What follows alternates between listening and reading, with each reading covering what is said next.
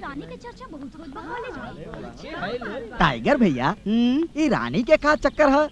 केहू से ओकर दोस्ती 4 दिन से ज्यादा ना टिक पावेला। ए बेटा, दरअसल रानी की दोस्ती रानी के ऊपर ना, उनके दादा के ऊपर निर्भर बा। अच्छा, कहा कि रानी अपने दादा के कुछ बात जैसे रामायण और महाभारत और गीता का उपदेश मानल जाला, वैसे माने ली। अब रानी के दादा कहले हमें, देखा बिटिया, अगर तोहरा के कोनो लड़का पसंद आ जाओ तो ओकरा साथ सीरियस होकर से पहले वो लड़का के हमरा से मिलवा दिया। अब उस चक्कर में कितना सार लोग गैलन मिले और रिजेक्ट होके चले अले। लेकिन उस्ताद, रंजीत के का हुई हो? आजकल रानी के आगे पीछे बड़ा दौड़त बा। पगलाइले कुकुर निया नु सरहु फुदुक फुदुक के जात बहो। तो जब पगलाइल कुकुर मतीन फुदकत हमें ससुर तो चारों टांग उठा दिए। उनहु के प्रेम प्रसंग खत्म। गैल रहलन कल ही दादा से मिले, रिजेक्ट होके सरहु चली आयल होंगे। अरे टाइगर भैया, तू इतने विश्वास के साथ कैसे कह सकेला कि आज ओकर दोस्ती के क्लाइमेक्स है? ए बेटा, हे खोपड़ी के बाल घामे में ना झड़ल बा, अनुभव। अब एगो चमचमाती कार आके रुकी। रुकल? हाँ भैया, रुकल। अब दरवाजा खुल ली। खुलल? हाँ भैया, खुलल। अब ओकरा अंदर से खूबसूरत चिकन दुगो टंगरी बहरी आई। भैया, हाँ बहरिया गई। अब बेटा एकदम मिनी स्कर्ट और टॉप में खूबसूरत एगो लड़की बाहर निकली। आ गई। उस्ताद, इस कटवा और छोट हो तो बहुत मजा आ जात। क्या कर लेता? मारब सारा ये झापड़ा पे। अब आगे देख। लड़की उतरला के बाद एक हाथ में किताब और दूसरे हाथ से दरवाजा बंद करी टाक, और अपने बाल की सिलवट से मारी टाक, और करे बाद पलटल। हाँ उस्ताद, बिल्कुल वैसे पलटी जैसे आप बताओ। अब हिरनी मतीन पल खात आगे बढ़। भैया, हिरनी जैसन ना, शेरनी जैसन। अबे चुप। खूबसूरत लड़की चाहे जैसे चले, उला गेले हिरनी। अब का हुई उस्ताद? अब एगो हाथ एगो गुलाब के फूल लिए आगे बढ़ी। फूल वाला हाथ लौकल। हाँ उस्ताद, फूल वाला हाथ लौक गई। हाँ, वो हाथ जाने लगे कर रंजीतवा कुत्ता के। हाय रंजीतवा क्या? लेकिन आप कैसे जान गए? अब आगे आगे का होई गुरु, का होई? अब आगे क्या होई गुरु? कुछ दूरदर्शन पे देख बस ससुर, चल के लाइव कुछ देखा। अब चलो। ई का ह? फूल रानी तोहरे लिए, हमरे प्यार का इजहार। आई लव यू रानी। अब एकर कोनो जरूरत नहीं खे। अब एकर कोनो जरूरत नहीं खे। लेकिन काल तक तो सब कुछ ठीक रहा, आज का हो गई रानी? अरे हमार दोस्ती तक कलियां खत्म हो गई। काल है खत्म हो गई? पर का है? काहे के हमार दादाजी तोहके रिजेक्ट कर देले बा। दादाजी? दादाजी कौन होखेला रिजेक्ट करे वाला? हम तोरा के बहुत प्यार करीला, बहुत। तू कहता अपन सीना फाड़ के दिखा दी। ई का रे? चाकू सीना फाड़े के ऐसे बढ़िया मौका ना मिली, फाड़ दी। रानी साले तोरा के पेशाब लग गइल। अरे चुप! एको काम तरह से ठीक से ना हो सकेला। ससुर जीवन भर तू धतुरा के पेड़ बन के रह जेबे रे। अरे तहरा के अच्छी तरह से मालूम है ना कि हम गांव में सब कुछ बेच बाच के, खेत मकान सब बेच के तोरा के शहर के कॉलेज में एडमिशन करौनी, केवल रानी के खातिर। और तू ससुरा मुंह लटका के आ गईला हमरा सामने, कहे कि रानी हमरा से मुंह फेर लेला। ससुरा तई ने त का करी बाबूजी, हम तो बहुते कोशिश कैली। अरे कोशिश हमरा तो बुझाता कि तू जीवन भर कोशिश करते रह जेबे, और हम दोनों बाप बेटा कटोरा लेके भीख मांगब साला हमनी। ए बेटा देख हम बहुत मेहनत करके, सब कुछ सोच विचार करके गांव में अपन एक सामान बेच के शहर में इठाओ ठट्ठा खड़ा कैनी, एक खातिर कि तू रानी से ब्याह करे में कामयाब हो जी। बड़ा मुश्किल से बेटा हम एक तो आसामी बटोले बानी। हाँ, वो कोनो हालत में निकले के ना चाहिए। अगर तो तू बेटा रानी से शादी करे में कामयाब हो गई तो बेटा तू सोना के थाली में खाना खीबे और चांदी के पलंग पे सुतबे। तो साला जीवन भर दोनों बाप बेटा कटोरा लेके भीख मांगब रे।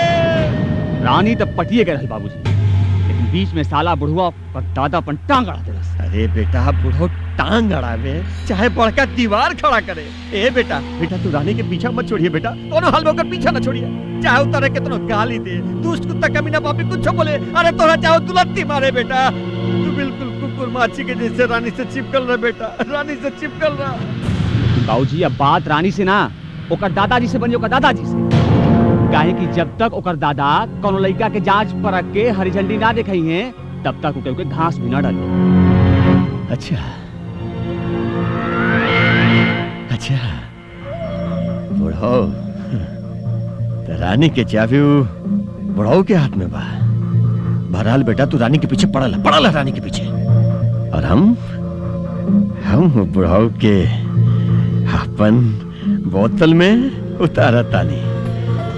भगवान दास चौधरी।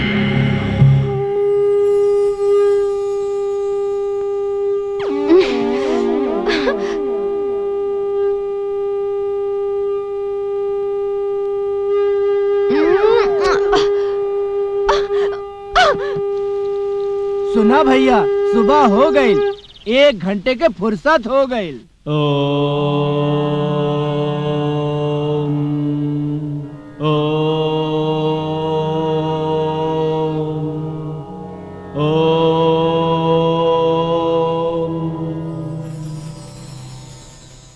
हे प्रभु, आप हमके जीवन के सारा सुख सुविधा देनी, हमार सारा मुराद पूरा कर देनी।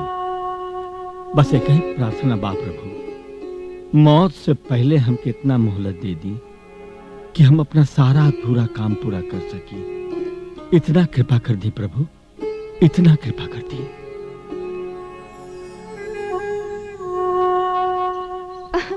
काका दादाजी पूजा करके उठ गए।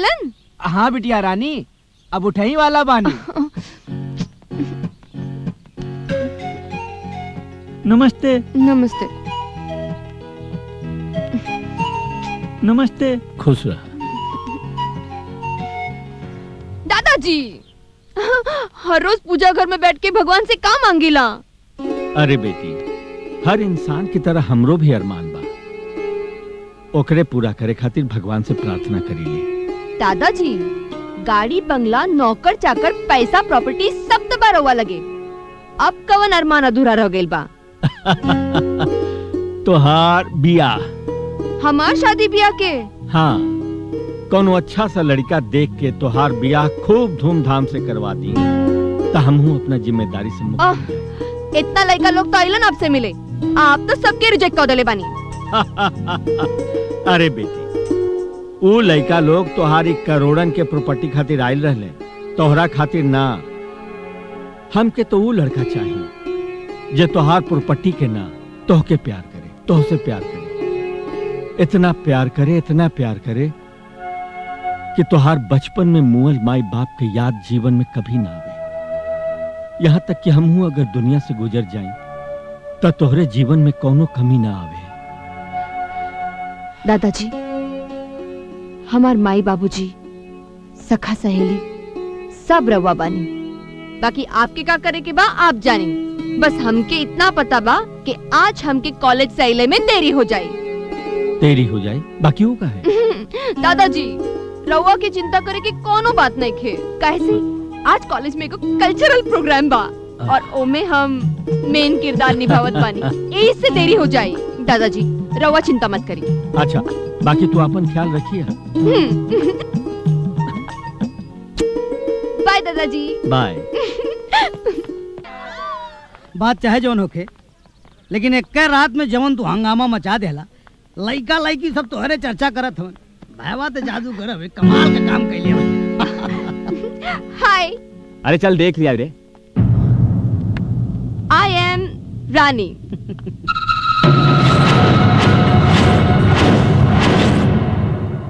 रात में तो हरे राम एकदम हरिहरा गए।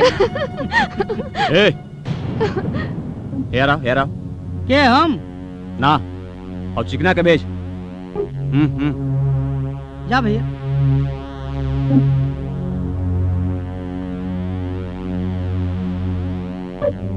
का बात बा? कौना क्लास में पढ़ले रे? Engineering first year diploma. ओहो तब तते हमरा से जूनियर बाड़े। ए हाँ। एकरा के 5 रुपया दे रे। अच्छा हमरा खातिर जाके बाहर से सिगरेट लेके आवे। हम यहाँ पढ़ाई करे आइल बानी, सिगरेट ले आवे ना।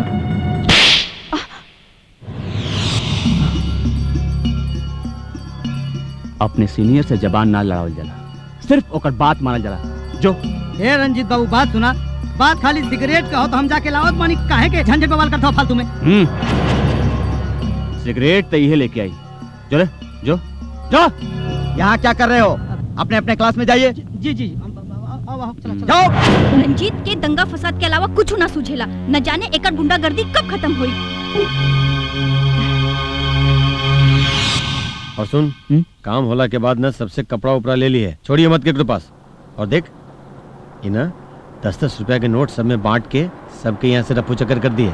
ठीक है साहब। ठीक से? हाँ जी साहब, गाड़ी आ गई साहब। जय जयकार बोल बोल बोल। लाल बिहारी जी की, लाल बिहारी जी की, लाल बिहारी जी की, लाल बिहारी जी की, लाल बिहारी जी की, लाल बिहारी जी की, लाल बिहारी जी की, लाल बिहारी जी की, लाल बिहारी जी की, लाल बिहारी जी की। अरे जाओ जाओ, सब में बांट दिया। देखिए कोनो छूटे उठे ना। हाँ सब में एक एक अपने हाथ से दे दिया। जी। भाई साहब ई कौनो मन्नत रहल का? अरे ना ना भाई साहब, कोनो मन्नत उन्नत ना रहल। दरअसल अपन मन के शांति खातिर ये सब काम हम कुल करत रहिला। अरे वाह, बड़ा नेक विचार बा आपके। कभी हमरो गरीब खाना पर पधारी ना, यहीं बगले में घर बा। भगवान दास चौधरी नाम बा हमारा। हाँ चौधरी साहब, अरे बिल्कुल आई, मौका मिलते ही हम बहुत जल्दी आपके घर आए। अच्छा जी प्रणाम। भगवान दास चौधरी। अरे चौधरी साहब, ये मौका के तलाश में तो हम रहली। आई भो जरूर आई तोरा घर। You idiot! का भइल? गाड़ी खराब हो गई बा। ओह शिट, का भइल हो? एंकर गाड़ी खराब हो गइल बा। अरे तुम इतना परेशान भइला का जरूरत बा? चला हम छोड़ देता नहीं। एकर कोनो जरूरत नहीं खे, हम चल जाए।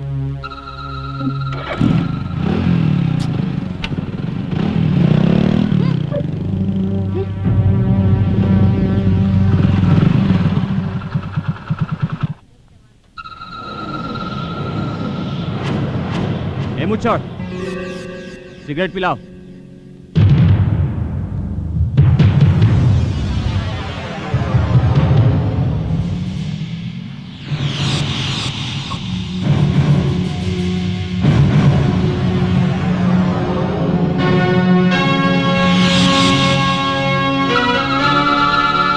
अरे हरामी, तोर भेजा फिर गइल बा। कॉलेज का थप्पड़ इतना जल्दी भुला गेले?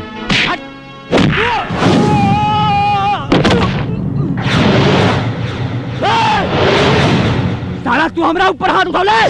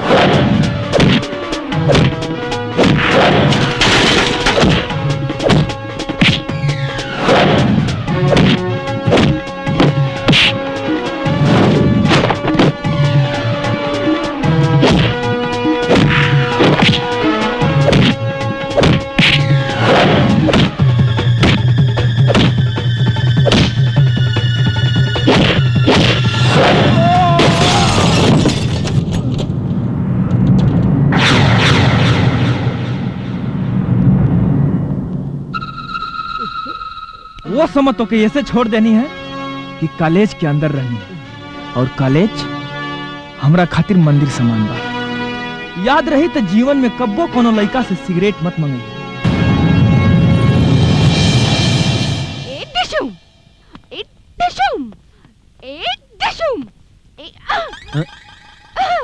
का बात बा बिटिया? ई बॉक्सिंग कराटे के प्रैक्टिस काहे होत बा? प्रैक्टिस ना दादाजी, आंखों देखी हाल। आंखों देखी हाल कैसन? कहाँ? हमारी कॉलेज में दादाजी जबरदस्त एक्शन, मारा मारी, लाता लाती, घुसम घुसी, पटका पटकी, जबरदस्त पिटाई, और फिर वार्निंग। अरे भाई कुछ बताइबो करबू कि खाली बुझौनिए बुझेबू के कैलस ही सब? अमर दादाजी, अमर। अमर? ये अमर के है? लड़का नंबर 1। हाँ? लड़का नंबर 1? हाँ दादाजी, लड़का नंबर 1। डांस में नंबर 1, गायकी में नंबर 1, और अब तो फाइट में भी नंबर 1। और संस्कार तो इतना दादाजी कि कॉलेज के भी मंदिर समझेला। अरे भाई वो लड़का में एक के साथ इतना गुण बा त कहियो हमरो से मिलवावा। बिल्कुल दादाजी, अमर की तो कोनो तरह से आप कबो रिजेक्ट कर ही ना सकेला। अच्छा हाँ तो ठीक बा, एक दिन ले आबो उनकरा के। एक दिन काहे, हम तो उनके बिहाने लेके आवता नहीं। थैंक यू दादाजी।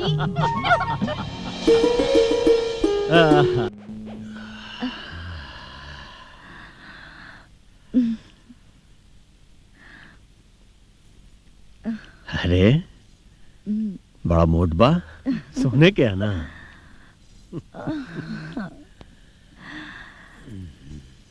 हाँ, पूरे 10 तोले के बा। हाय हाय, हमरो लॉटरी लगे तो हो 15 तोला के बनवा दे। लॉटरी? लॉटरी हमरा हाथे करोड़ों के माल लगे वाला बा। बस एक बार माल हाथ लग जाएगा ना, ये सब नाच गाना बदनामी के धंधा सब छोड़वा के रानी बना के तोहरा अपना साथ महल में रखो हो, महल में। अच्छा, ऐसा कौन सा लॉटरी हाथ लग गई बा? हाँ,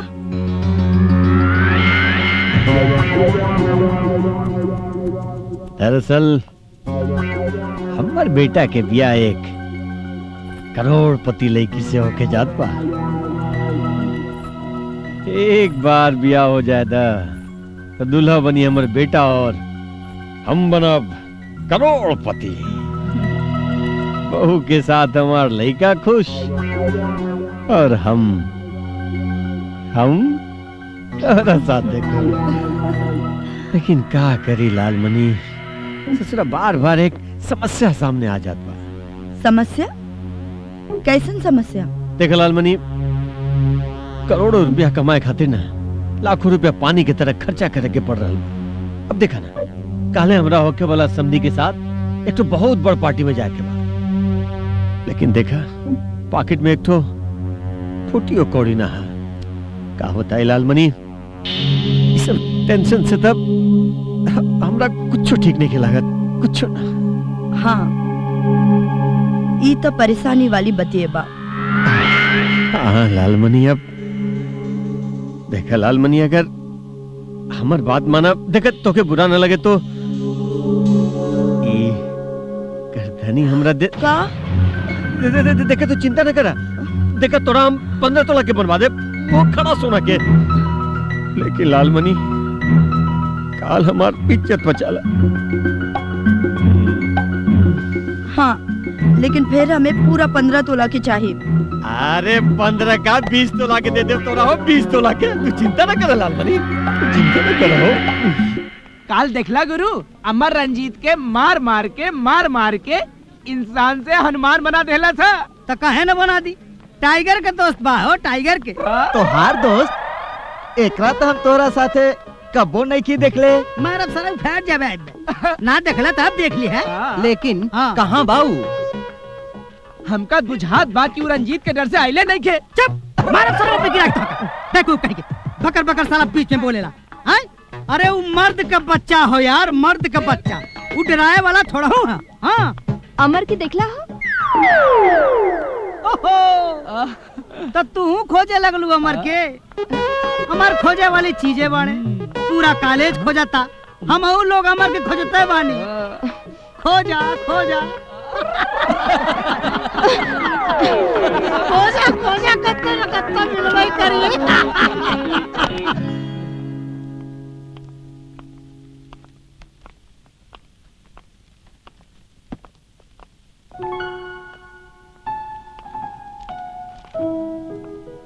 हाय।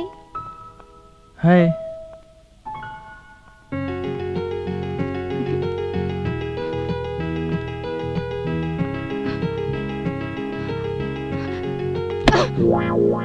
का भाई? तू तो हमरा के देखते नहीं खन। अरे वाह, हम तोरा के यहाँ देखे आइल बानी कि पढ़ाई करे आइल बानी? हमरा के तोरा से कुछ बात करके बा। देखा, कॉलेज में बात ना, पढ़ाई करी जाला। तुम्हें वो किताब लेके पढ़ाई करा और हमरो पढ़ाई करे दा। हम यहाँ पढ़ाई ना तो के ई बतावे आइल बानी कि हमार दादाजी तो के बुलावले बाड़ा और तो के हमरे घरे चले के पड़ी। अरे वाह, ऑर्डर तैसे देत बाड़ू जैसे बम लेके आइल बाड़ू। हम ना मानब तो हमरे ऊपर पटक देबू। अरे तोहार दादा का कोनो लाट गवर्नर हमें जो हमरा के ऑर्डर दिए और हम भाग के चल जाई? हाउ डे यू! तो के हमार दादाजी के बारे में ऐसे बात करके हिम्मत कैसे भई? ए मैडम, आंख मत दिखावा। हमरा के तोहरा दादाजी से मिले में कोनो दिलचस्पी नहीं खे।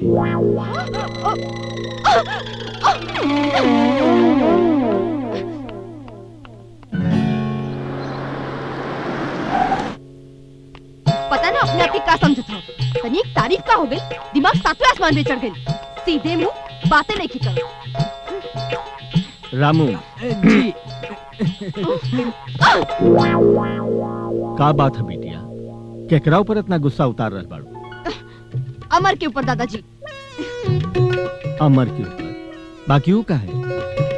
दादाजी वो एक नंबर के अखरूबा कहता कि तोहर दादाजी को लाट गवर्नर हवे कि हम चल जाई। ओ तो ई बात बा। अरे तय में इतना परेशान होके के कौन जरूरत? ना आइले तो ना आइले, उनका से मिले हम चल जाए। अब का भाई? थैंक यू दादाजी। यार बड़ा मजा आई, कमाल के एकदम कुल रहे समझ ले एकदम।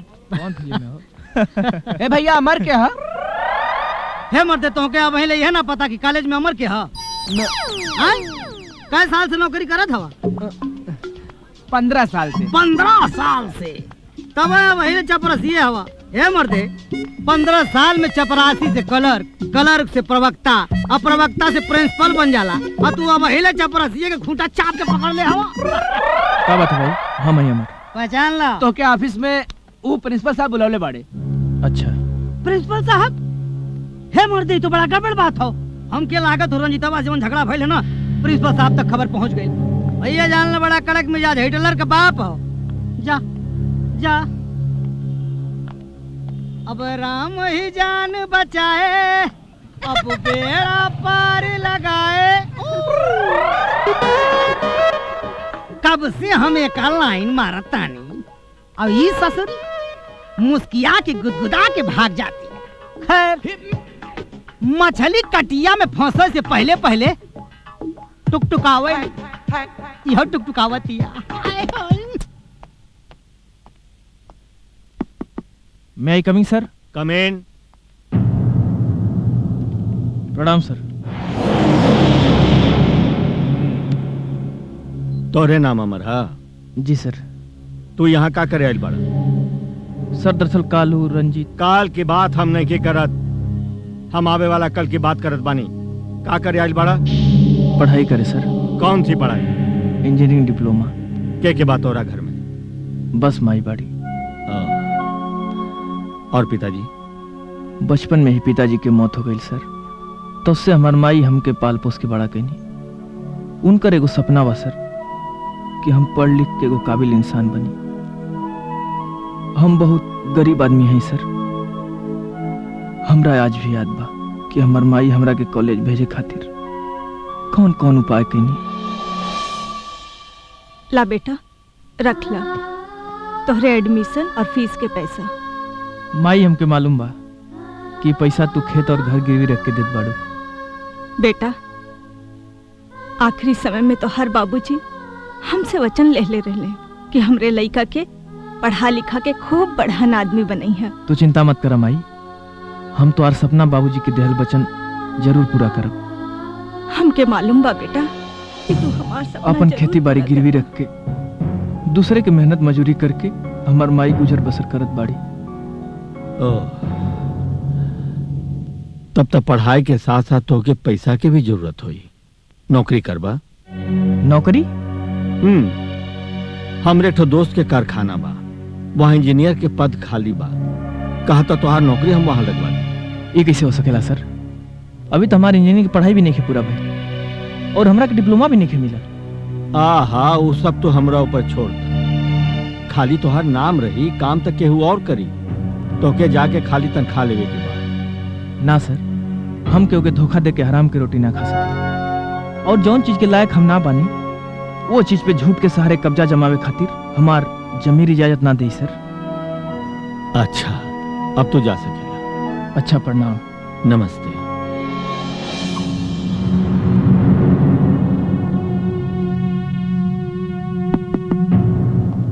आई आई प्रिंसिपल साहब। का भैल चौधरी जी, अमर के परख लेनी? अरे प्रिंसिपल साहब, बहुत बढ़िया लड़का बा और बड़ा खुददार भी बा। चली बढ़िया भैल, कम से कम एक लड़का तो राउर कसौटी पर खरा उतरल। प्रिंसिपल साहब, अगर रउआ साथ ना देती और आपन एक कुर्सी ना देती तो हमार मकसद पूरा ना हो पाई। का बात करतानी चौधरी साहब, हमरा इस सेवा के एहसान मत बनाई। कतना कुछ रउआ कैले बानी कॉलेज खातिर। ई तो हमार सौभाग्य बा कि आज आपके सेवा करे के एगो छोटा सा मौका मिलल बा। बस। अच्छा, अब हम चलत हनी। प्रणाम। प्रणाम। रानी बेटी। दादाजी का भइल दादाजी? मैं लैली ऊ अखरू से। हम तोहार अकड़ू से मिल के आबद बानी। जैसन लड़का हमके तोहरा खातिर चाही, हाँ? उ सौंसे गुण नंबर में मौजूद बा। हमरा के उ लड़का बहुत पसंद बा। अब अगर तोहरा के पसंद होखे तो हमरा तरफ से तो इजाजत बा। दादाजी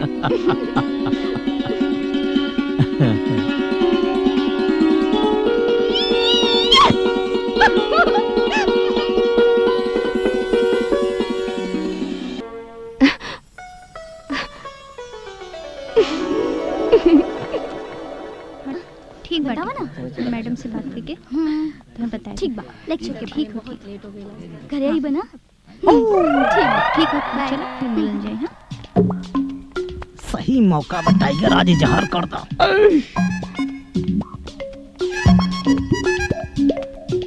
है सुना हो,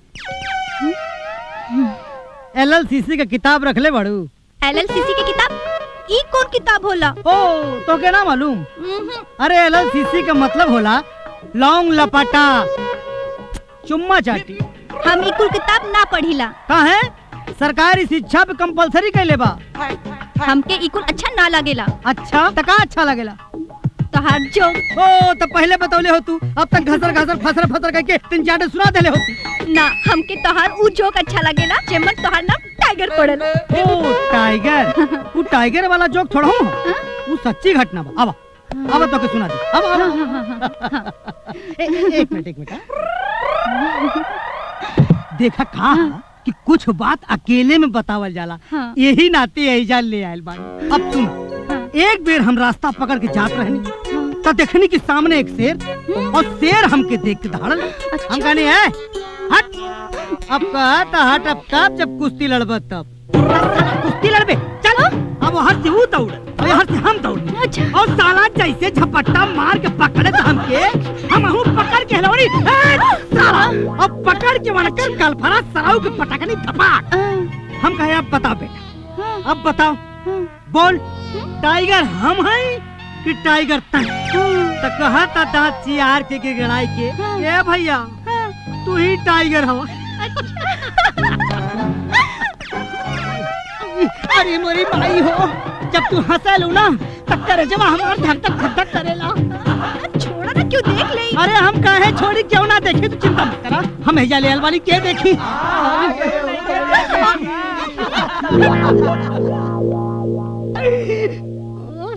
हसल मतलब फसल। बैठी बैठी लाल बिहारी जी, अरे भाई उस दिन मंदिर में बड़ा दान पुण्य करत रहनी, का धंधा बिजनेस बाप के। चौधरी साहब ही पूछी कि का धंधा नहीं के हमरा लगे। बिहार में कोयला के खदान बा, तो यूपी में ठेकेदारी के धंधा बा, पंजाब में चीनी और गेहूं के धंधा कैले बानी, तो एमपी में इतना बड़का फार्म हाउस खोल के रख ले बानी और महाराष्ट्र में तो एक्सपोर्ट इंपोर्ट के धंधा बा। और चौधरी साहब ये सब खाली इक्के को बेटा खातिर बा। एक ही बेटा बड़े आपके? जी चौधरी साहब, इक्के को बेटा बा और वो यहीं के कॉलेज में पढ़ेला।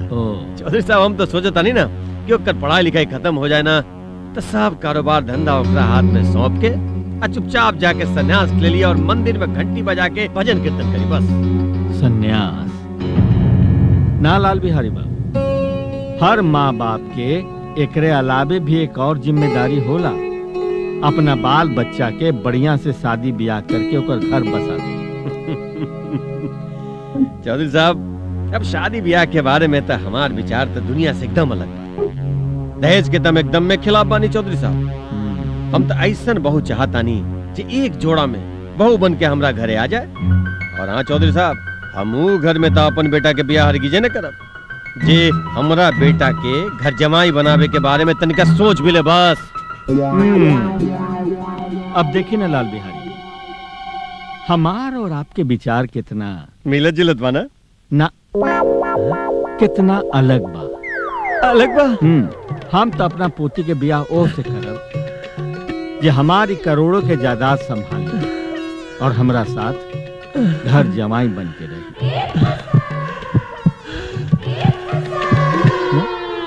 का भाई? कुछ ना।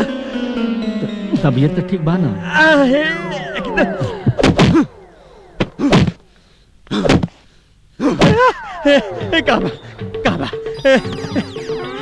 का कहा बा?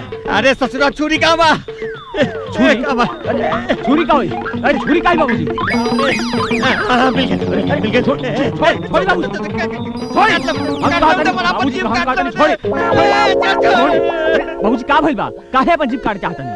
का बताइए हम, का बताइए, सब बनल काम बिगाड़ के आ गए नहीं हम। इतना मुश्किल से बात बनल रहे। रानी के दादाजी रानी के साथ तो हर भी आता है करे ही जात रहे कि हमरा मुझसे निकल गए कि हमारे बेटा घर जमाई न बनी रे बाप। सब बनल काम बिगाड़ गए। सभी जुआन की वजह से कब काटा हम कहा बाबूजी छोड़ छोड़ छोड़। यह तो जवान फिसल जाता और रानिया हमार हाथ से निकल जाती है।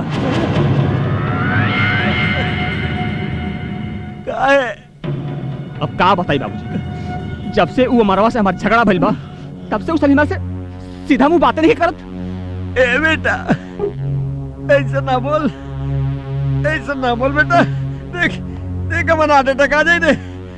एक तो सब काम बिगाड़ के आ गए नहीं बेटा। अब तो ऊपर भरोसा मारे बाबू। देख देख रानी के ना अपन चंगुल में फंसा के रख, ओकरा अपन चंगुल से जामत दिए दे बेटा, ना तो सब काम बेकार हो जाए बाबू। ए बेटा कोई नया नया तरकीब सोच लो रे बाबू।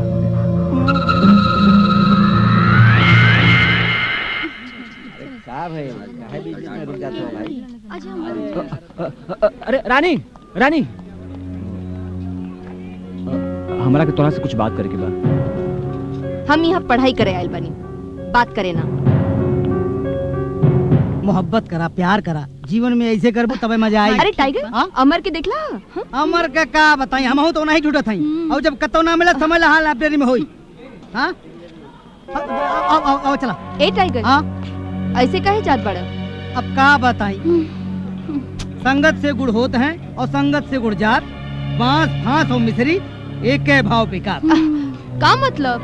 मतलब ये है कि हम कॉलेज में पढ़े आयल हई, ये गुंडा मवाली बने ना आयल हई। अब चला। रानी हम ही गुंडा मवाली नहीं बने आयल, हमरा के अपन गलती का एहसास हो गइल बा।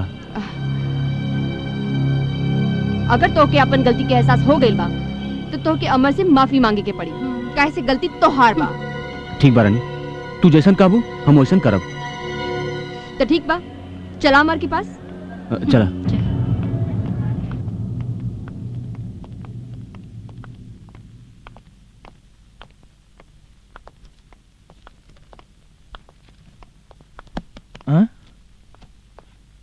माफी मांगे आयल बने। माफी? वो कौन चीज के? दरअसल रंजीत के अपन गलती के एहसास हो गइल बा। हाँ अमर, हम अपने किए पर बहुत शर्मिंदा बानी। आई एम सॉरी यार। देखा रंजीत, जब इंसान अपन गलती के एहसास कैल शुरू कर देला तो ओकरा अंदर अच्छाई की शुरुआत होखे लगेला। और हमनी के बीच सिर्फ पढ़ाई कंपटीशन होके के चाहिए, कोनो दूसर बात के ना। ये आज एक बात पे हमरा तरफ से पार्टी। पार्टी? वो कौन खुशी में? आज हमारा बर्थडे है ना, तो ओकरा खुशी में आज हमरा तरफ से पेप्सी पार्टी। वाह भाई, ये खुशी के मौका पर सर्विस हम दे। हम खाली सर्विस ले। Let's go.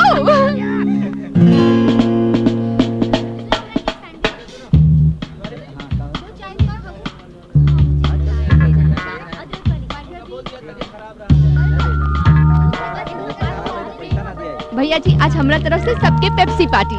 ठीक बा मैडम, हम भेजा तानी। सुना भाई लोग, आज रानी मैडम की तरफ से सबहन लोगन का पार्टी।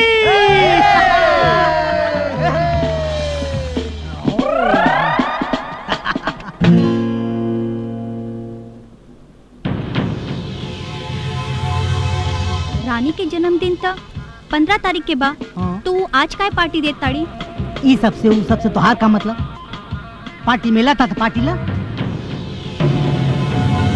ए पी है हमार रानी मैडम, और पी के जब लड़खड़े हैं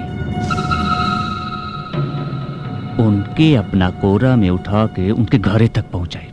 happy birthday to you Rani. Rani specially तोहरा खातिर। Thank you. और अमर हई तोहरा खातिर। Thank you. हम होगा टाइगर हई तोहरा खातिर। जियो बेटा। और बबली हई तोहरा खातिर। Thank you. ए लाइकवन के दा।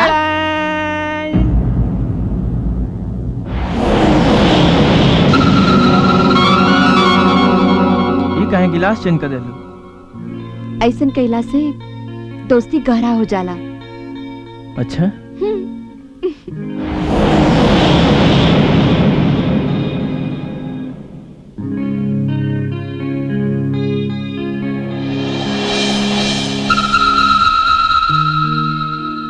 अब का भाई?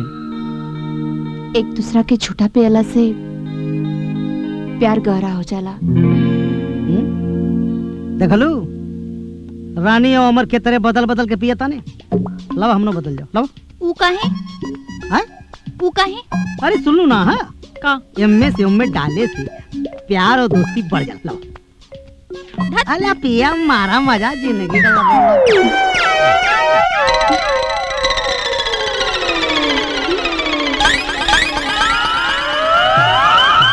अरे तू तो हमरा के दुद्दू को लौकत बड़ा। तू हमके दूगो देखात बाड़ू। अच्छा, आज तो बहुत खूबसूरत लागत बाड़ू। आइजा ना। ए, हाँ? हम तो उसे कुछ बात कहल चाहता नहीं। तो कहा ना।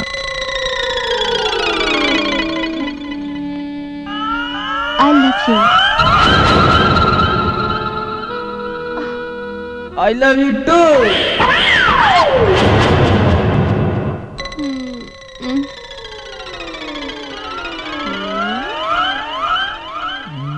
ऐसे का घूरत बड़ा लोग है? बतावत काहे नहीं खा? ये सब का हो रहल बा? बतावा बतावा का हो रहल बा? काहे बताएं? तू कौन है, प्रिंसिपल हवा का? हाँ। अगर प्रिंसिपल आप हैं तो बड़ी बड़ी कड़क मूछ कहाँ गई? हाँ, कहाँ गए?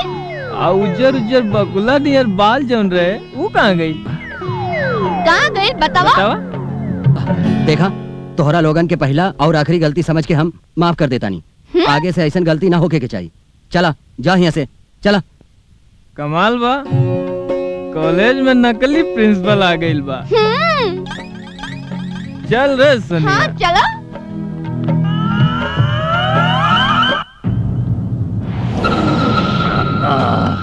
पी पी ससुरा पी, और पी। अरे ससुरा दारू आ, पेप्सी ना रे। तईने यहाँ तक कुछ कारण पोले आके यहाँ बोतल पे आपत से की बगान में खिसियानी बिली खम्बा नाचे तारा पे भरोसा किल बेकार बारे तारा से कुछ नौकरी बेटा कुछ नौकरी यही तरह रजे में और ससुरा हमरा भिखारी बना के रख दे तू लालची बुढ़ा ये हमका बुढ़ा कब है लालची बुढ़ा बोल पे हम तो रख के लालची बुढ़ा क्या कर हमार बेजा पहले ही से खराब बा अगर और दिमाग खराब कैले ना तो अमरवा का जगह तोरे गर्दन काट तू हमर गर्दन काट पे हमर गर्दन काट ले रे बेटा काट ले गर्दन काट साले मुझे कहता नहीं काट ससुरा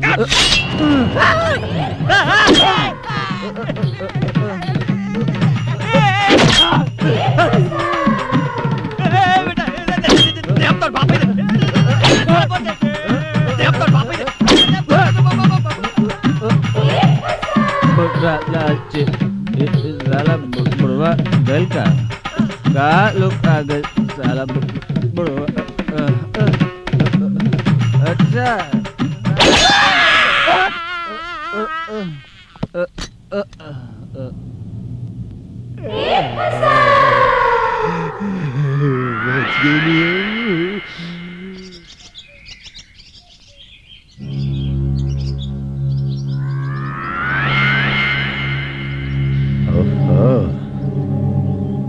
आ गईला हमार बबुआ लागता कि हमार बेटा के रात के नशा उतर गई। सॉरी बाबूजी रात में हमसे गलती हो गई। अरे सॉरी मत बोल बेटा तू सॉरी मत बोल। अगर हम काले टेबल के नीचे ना आई थी ना तो सॉरी सुने खातिर हमारे गर्दन ना बचे। ससुर हाथ तलवार ऐसे भाजत रहे जैसे हम तोर बाप नहीं करो दुश्मन है साला। अब क्या बताइए बाबूजी, जब से मरवा के बारे में सोचता पता नहीं कहा हमारे दिल दिमाग में आग लग जाता। आग लग जाला। अब तू अमरवा के बारे में सोचल छोड़ और रानी बिटिया के बारे में सोचल शुरू कर।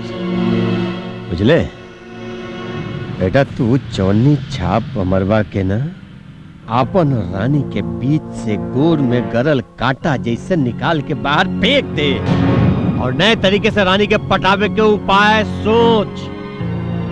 और हम तो बेटा तो रानी के दादाजी के दिल में आपन जगह बनावे खातिर कोनो नया पैतरा सोचे। बुझला बेटा? हाँ बाबूजी। लेकिन रानी तू हमके अपना घरे कहाँ ले आत बाड़ू? कुछ और काम से। कुछ और काम से? होना काम से? भीतर चला, पता चल जाए। हाँ चला। आवा जल्दी आवा, आवा जल्दी चला। चला। अरे चिंता कैला के कोनो बात नहीं खे, मंत्री जी से बात हो गई बा। हाँ अच्छा प्रणाम। दादाजी। ये तुम्हारे दादाजी? हाँ। प्रणाम। हाँ हम ही हैं इनका दादाजी, प्रिंसिपल ना। अरे खुश रह। आबो बेटा आबो।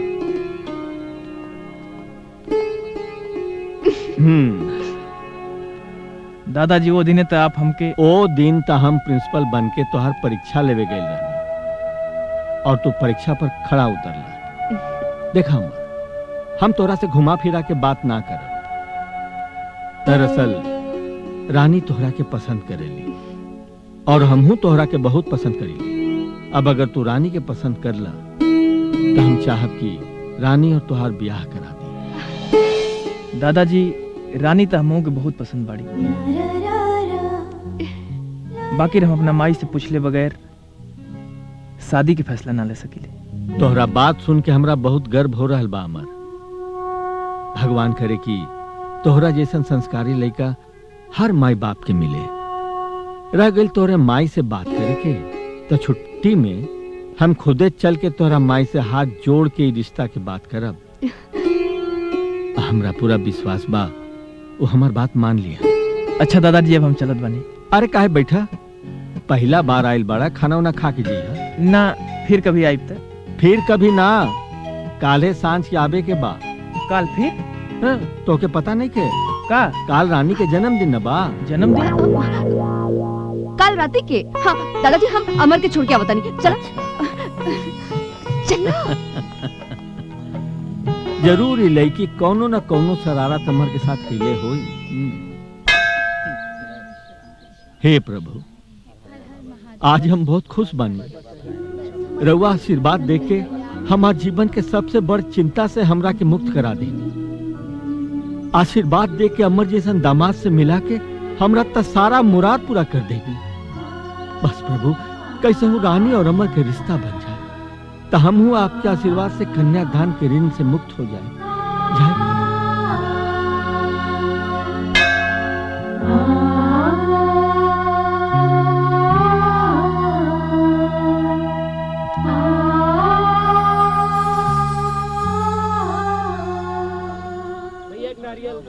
अरे लाल बिहारी बाबू नमस्कार। अरे प्रणाम चौधरी साहब। ए बेटा पहुंचो पहुंचो इनकर। प्रणाम दादाजी। खुश रह खुश रह। ये आपके लड़का हो उनका? जी जी चौधरी साहब, बस ये वो इकलौता बा जेकरा खातिर इतना ताम झाम से बनोले वानी हम। अरे तो बड़ा संस्कारी लड़का बा। एक दिन हमरा घरे आयल रहे रानी से मिले, बाकी उस दिन बतौले न कि आपके लड़का हमें। कहा बताई चौधरी साहब, ये थोड़ा संकोची विचार के भाई। अगर ये अपने आप अपन संकोच त्याग दिले रहित ना, तब लेकर कल्याण हो गए। अच्छा तो संकोच उंकोच छोड़ा, काल हमरा घरे आवे के बाद। काल हमरा घरे आवे। घरे? हाँ। काहे? अरे रानी के जन्मदिन न बा, कुछ पार्टी साटी हुई। और ये खुशी के मौका पर हम एक खास ऐलान रानी के बारे में करे जा रहल बानी। इनका के साथे जरूर लेके आए। अरे चौधरी साहब, में बोले के बाद हमनी जरूर आए, जरूर आए। ए बेटा पहुंचो पहुंचो। अरे खुश रह खुश रह। अच्छा हम चला था जी। प्रणाम प्रणाम प्रणाम चौधरी जी। ससुरा उधर मत देख, लगता कि तीर एकदम जाके निशाने पे लागल बा। जय हो प्रभु जी। अरे बहुत दयालु बाबू जी। जय हो जय। प्रणाम कर प्रणाम कर। और सब ठीक यो, बाटे? बेटा हाँ नमस्कार नमस्कार। अरे भाई बहुत बढ़िया भाई हुआ।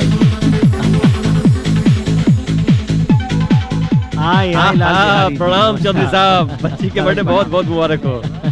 अरे बेटा तू आगेला अच्छा कइला। अरे कैसे ना होते, आपके आदेश जनरल ताबी के पड़ी। अरे तो तू यहाँ कहाँ खड़ा बड़ा?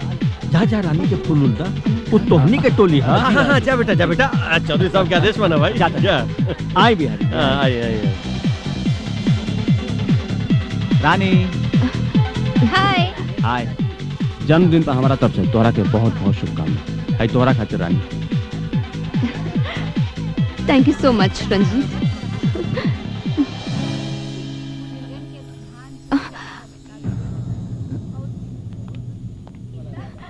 अमर काहे इतना देर लगा देला? सॉरी थोड़ा लेट हो गया। इका छुपावता रहा? कुछ ना। अमर वाओ हाउ स्वीट, कितना सुंदर बा। रानी दरअसल इतना बड़ पार्टी में हम पहली बार आइल बानी, तो हमरा ये ना पता रहे कि एगो फूल ना बल्कि बहुत बड़हन गिफ्ट दिया जाला। ए पुत्तू, एक गिफ्ट हमरे लिए सबसे प्यारा बा, बाकी सबके गिफ्ट कहीं ना कहीं धरा जाए। बाकी एक गिफ्ट के तो हम अपनी चूड़ा में सजाई।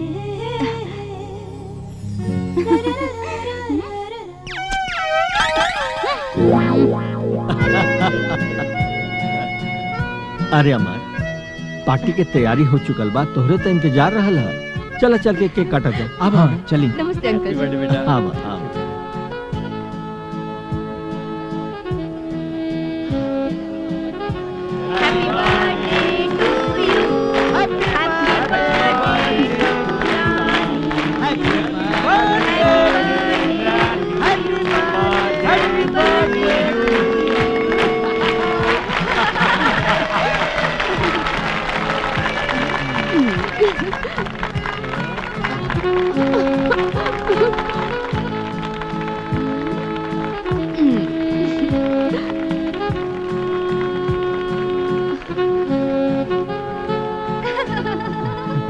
रानी हमरा हाथ से। सुनी सुनी भाई लोगन, आज एक खुशी के मौका पर हम एक खुशखबरी और सुनावल चाहत बानी। आज हम अपना पोती के सगाई अमर से करतानी।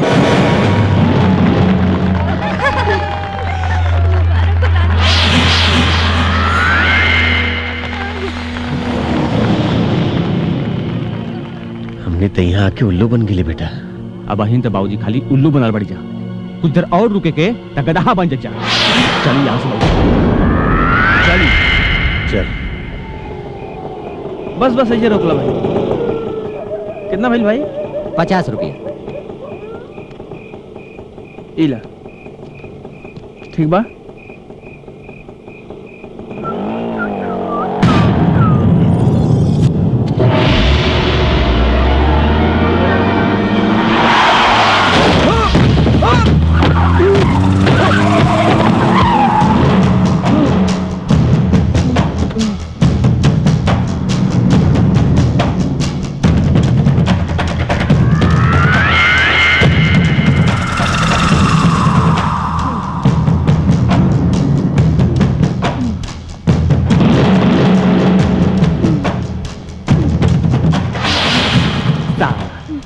हरामी हमरे रास्ता का काटा बनत रहे। हा देख साले कैसन फड़फड़ात बा। एड़ी उठा के चांद छुए के कोशिश करत। जो जो जाके ऊपर चांद के सैर कर, आज जीवन भर रानी के इंतजार कर।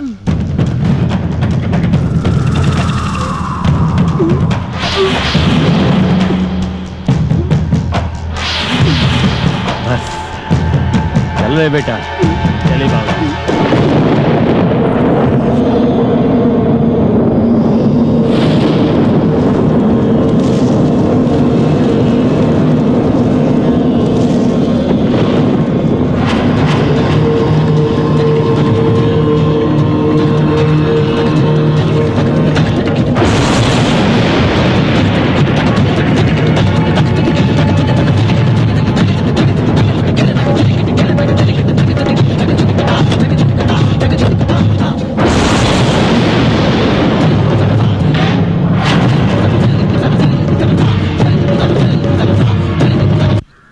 का बताई नगीना, कल रात हम अपने लड़का के विषय में बहुत खराब सपना देखनी। हमार मन बहुत घबरात बा। हमके लागता हमार लड़का कोनो मुसीबत में बा। कुछ मुसीबत ना, और सपना लड़का लोगन के सपना देखे से उल्टा होला, उनका उम्र बढ़ी, समझ लू। ना नगीना, हमार मन नहीं मानत। हमके ऐसन लागता हमार लड़का पे जरूर कोनो मुसीबत बा। हम ओके खोजे जाइल चाहत बानी। भोला के माई से कर्जा लेवे जात बानी। कर्जा? हाँ। हम महीना पैसा देवे खातिर, जब तोहरे लगे होई तो दे दी, समझ लू। इतना बड़ शहर में तू अकेली कैसे खोजबू हो? हम कैसे न खोज ले, हमार जाइल बहुत जरूरी बा। चला चला चला बहनी, घरे चला, तोके पैसा दे दी। चला हो ए टाइगर, हाँ अमर के देखला? अमर यहाँ कहाँ रहियन? हाँ लाइब्रेरी में बैठल होइयन, त यहाँ कहाँ है रहथऊ? Yes right. Yes right.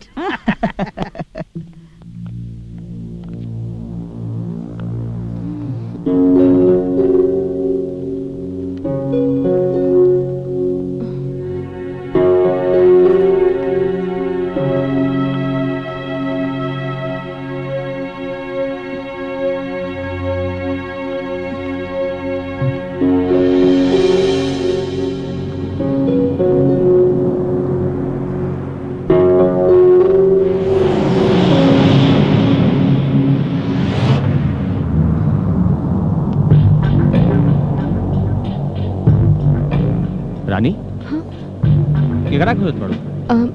अमर के देखला? ना, अमर के तो हमू ना देखली हां, लेकिन का बात बा? ना कुछ ना।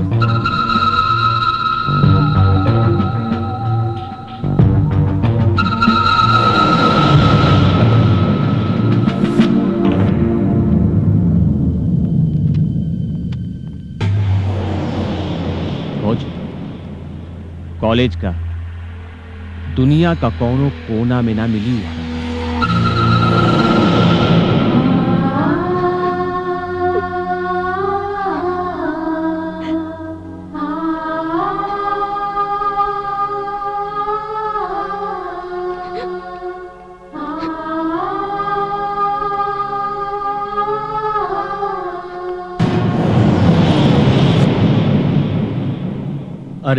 तू अकेले? रानी कहाँ बड़ी? रानी? कौन रानी? कमाल बा। अरे तू रानी के नहीं खजानत? हम कोनो रानी वानी के नहीं जानत। तय कर मतलब कि तब तो तू हमरो के नहीं खजानत? हम तो के कैसे नहीं जानत? हम तो तोरे पूरा खानदान के बारे में जानत नहीं। तुम्हार नाम भगवान दास है, तोरे बाबूजी का नाम रामदास है, दादा के नाम भोला दास है और परदादा के नाम भवानी दास चौधरी है ना। बाकी तू हमरा बारे में इतना सब कुछ कैसे जाने ला? अमर? अमर? कौन अमर? हमार नाम अमर ना, चित्रुस है। चित्रुस? हाँ, हम भगवान के भेजल दूत हैं। भगवान तुम्हार पूजा पाठ से खुश होके तुम्हार विनती स्वीकार कर ले। 40 दिन बाद तुम्हार मृत्यु होके वाली बात। का सोचे लगे? हमके 40 दिन तोरे साथ रह के तुम्हार मदद करे खातिर भेजल गइल बा। अब जौन भी तुम्हार अधूरा काम बा ओके पूरा करला। देखा, हम जानत है हमरा बारे में तो सब कुछ हमार पोती रानी से जान के तू हमरा साथ मजाक कर रहल बाड़ा। मजाक? मजाक तोरे जैसन तुच्छ प्राणी करेला। झूठ, कपट, छल, धोखा, बुराई, ये सब इंसानन के प्रवृत्ति होला, हम लोगन के ना। ये कैसे हो सकेला? जौना सूरत में हम तोहरा के अभी देख रहल बानी, इस सूरत तो अमर के है, जेकरे साथे हम अपना पोती के रिश्ता तय कर चुकल बानी।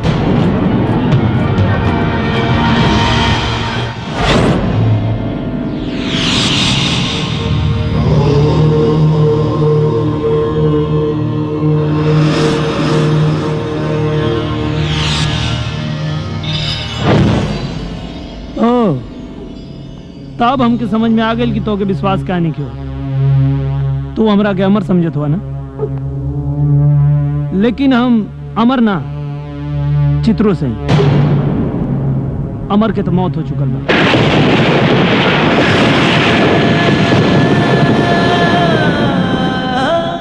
अमर के मौत हो चुकल बा?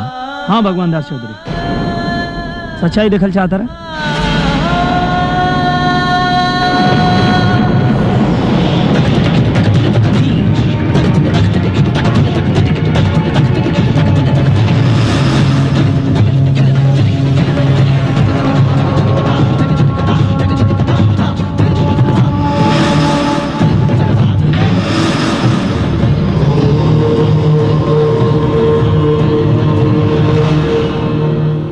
रात देवलोक से जब हम मृत्यु लोक में आई, तभी सड़क पर ही लाश के देखी। इस सुंदर शरीर देख के हमारे मन में विचार आई कि या तो लोग एके जला दी हैं या तो दफना दी हैं, और ना ही तो फिर सड़ गल ले।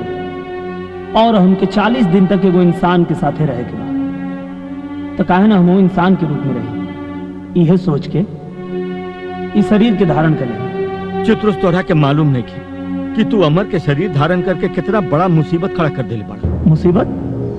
अगर तू हमार मदद करे आई बड़ा तो फौरन अमर के शरीर ले जाके कहीं छोड़ आओ। शरीर छोड़ावा? लेकिन काहे? ए ले कि अगर हमार पोती रानी तो के शरीर में देख ली तो गजब हो जाए। एक पहले क्यों देखे तू इस शरीर के ले जाके कहीं छोड़ आवा। ठीक बा चौधरी, जैसन तो आर मर्जी।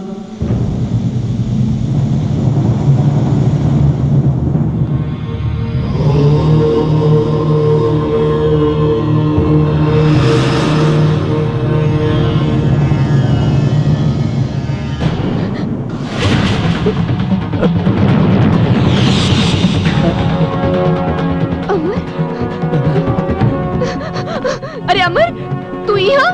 हम तो के पूरा कॉलेज में ढूंढत बानी और तू यहाँ दादाजी के साथ गप लड़ावत पड़ा। कॉलेज काहे ना आइला? कॉलेज? कैसन कॉलेज? हमके लागत बा कि इनहू के कोनो गलतफहमी हो गई। का मतलब? मतलब ये बा बेटी की अमर थोड़ा परेशान बाड़े, वही से कॉलेज छोड़ के हमरा लग गया। हम इनका समझा देता। लेकिन अमर, दादाजी,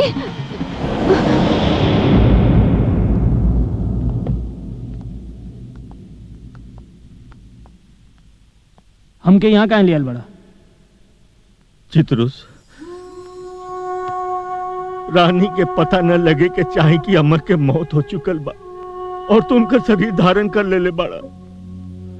हम के उसे झूठ ना बोल सकिला। जौन झूठ के ओके जिंदगी बचा दे, ऐसा 100 झूठ एक सच के बराबर होला चित्रुस। तो हर एक सच हमार पोती के मौत के कारण बन जाए। मौत के कारण? वो का है? कैसे कि रानी अमर से बहुत प्यार करेली। ओकरा जैसे पता चली कि अमर के मौत हो चुकल बा तो वो अपन जान दे दी। चित्रुस, तू हमार मदद करे आयल बाड़ा, तो कृपा करके हमार मदद करा। यही मोह माया के चक्कर में ही फंस के इंसान सैकड़ों जन्म से मृत्यु लोक के चक्कर लगा रहा बा। जकरा के तू मोह माया कह रहा बाड़ा, वो प्रेम है जकरे बसीभूत होकर भगवान बार बार धरती पर जन्म ले ले। तो के का प्रेम के शक्ति के अंदाजा हुई। काहे कि तू भगवान नहीं खा, भगवान के भेजल एक दूत हवा, दूत। खैर, हमके प्रेम और मोह माया से का लेवे देवे? हमके यहाँ तो आर मदद करे खातिर भेजल गइल बा। हमके का करे के बा, ई बताओ। देखा, रानी तोहरा के अमर के रूप में देख ले बा, और अब तो क्या हमेशा अमरे बन के रह के पड़ी, ओकरे ऐसा व्यवहार करे के पड़ी। और ही राज रानी के सामने हमेशा राजे रह के चाहिए। आगे आगे जो हो देखल जाए। ठीक बा, जैसन तुम्हार मर्जी। ऐसन का बात भइल कि दादाजी के अमर के इतना समझावे के पड़ल हा।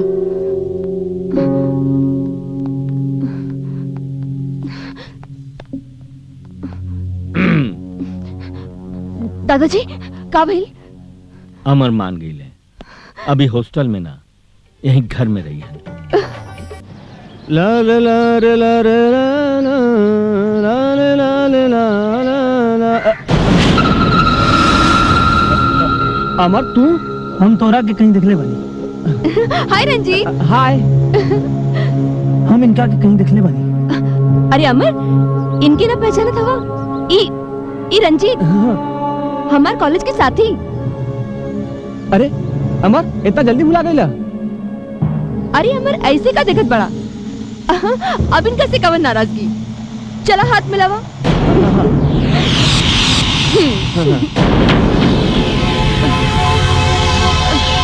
By by.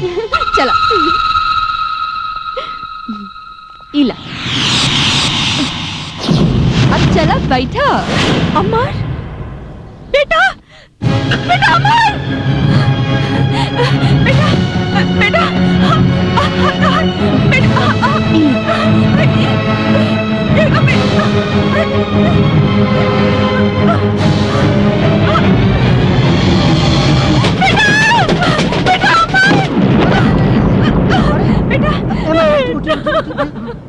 आराम से उठ जाएं। हाँ। बेटा, हे माजी, तू हाँ गरिया के पिछवा काहे दौड़त बाड़ू? हमार बेटा अमर है। बेटा? वो तोहार बेटा हो? अच्छा, अब समझ में आयल। हे माजी, जब से ही चौधरी सेठ के घर जमाई बनल बने, तब से इनके क्यों लौकत नहीं की। उनके आंख में धन दौलत के पर्दा चढ़ गए। उनके खाली एक आदमी लौकत हो, रानी। हित मीत सबके भुला गए बाणे। रानी? हाँ माजी। घर जमाई? हाँ। हम कुछ समझत नहीं थे। हमारे साथ घर चला। हाँ। हम तुम्हारा के सब समझा दे। अब बेटा तू के? माजी, हमारा अपराध ही है कि हम तुम्हारे लड़का अमर के दोस्त। ये हमारी गलती है। तू जिंदा बा? हाँ बाबूजी, हमारा जिंदा बा। हम ओकरा से अभी ने मिल के आवत नहीं। अरे ससुराले की नहीं हो कैसे गइल? अरे हमने दोनों मिलकर मारने रही ना ओकरा, उसे सोबत कैसे गइल? इहे तो हमारो समझ में नहीं आवत बाबूजी कि उ साला जिंदा कैसे बच गई। और सबसे ताजुब का ई बात बा कि उ साला हमारा के पहचानलस नहीं। अच्छा, ए बेटा, चल कोनो बात नहीं है, लेकिन बेटा सुन, जबले हम पता न लगा ली कि सच्चाई का बा, तो हरामी बचल कैसे, तबले तू अमरवा से सावधान रहिए बेटा। ठीक बा बाबूजी, सावधान रहिए। प्रभु, ये आप हमके कौन धर्म संकट में डाल देनी प्रभु। अब तो हमरा अपना आगे कुआं और पीछे खाई दिखाई देत बा।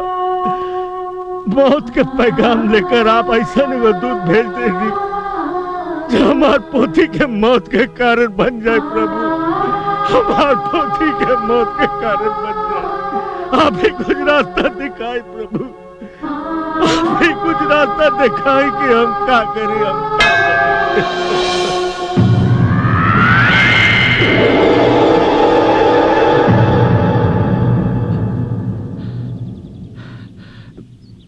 चौधरी साहब प्रणाम। अरे प्रणाम प्रणाम लाल बिहारी बाबू। अच्छा भइल कि आज भगवान जी के साथ साथ आपके भी दर्शन हो गए चौधरी साहब। लगा था कि कुछ खास बात होता रहे भगवान जी से। लाल बिहारी बाबू, जीवन में इंसान कब्बो कब्बो ऐसा मोड़ पड़ा जाला कि या तो खुदे से बात करेला या फिर भगवान से। क्या बात करे धनी चौधरी साहब, आपके कौन बात की चिंता है? अरे अब तो आपके मनपसंद लड़का भी मिल गई, रानी बिटिया भी खुश। और सुन लिया चौधरी साहब की हमर आपके साथ ही आकर हवेली में रह लागल है। हाँ साथे रहत बड़ा। अच्छा अब हम चलत बानी। चौधरी साहब, अरे रे रे चौधरी साहब, हमार बेटा हमके वापस कर दी, हमार बेटा हमके वापस कर दी। मगर कौन बेटा आप हैं के? दादाजी ये अमर कमाई है, गांव से आयल हैं अमर के लेवे खातिर। आप लोग पैसा वाला बानी, पैसा से कुछ भी कर सकेले, बाकी हमार धन दौलत सब हमार बेटा बा। हमरे बुढ़ापे का सहारा बा। आप लोगन की वजह से वो हमरा के पहचानत नहीं के। देखिए अमर के दिमागी हालत ठीक नहीं खे। का? ओकर दिमागी हालत ठीक नहीं के? ही का कहत बानी? यही से हमार बेटा हमके पहचान ना पौलस। साहब हमार बेटा जौन हाल में भी हो, हम ओके लेके अपने गांव चल जाए साहब। अच्छा ठीक बा, आप उनकर माई हैं, जैसन आपकी इच्छा। आई आई।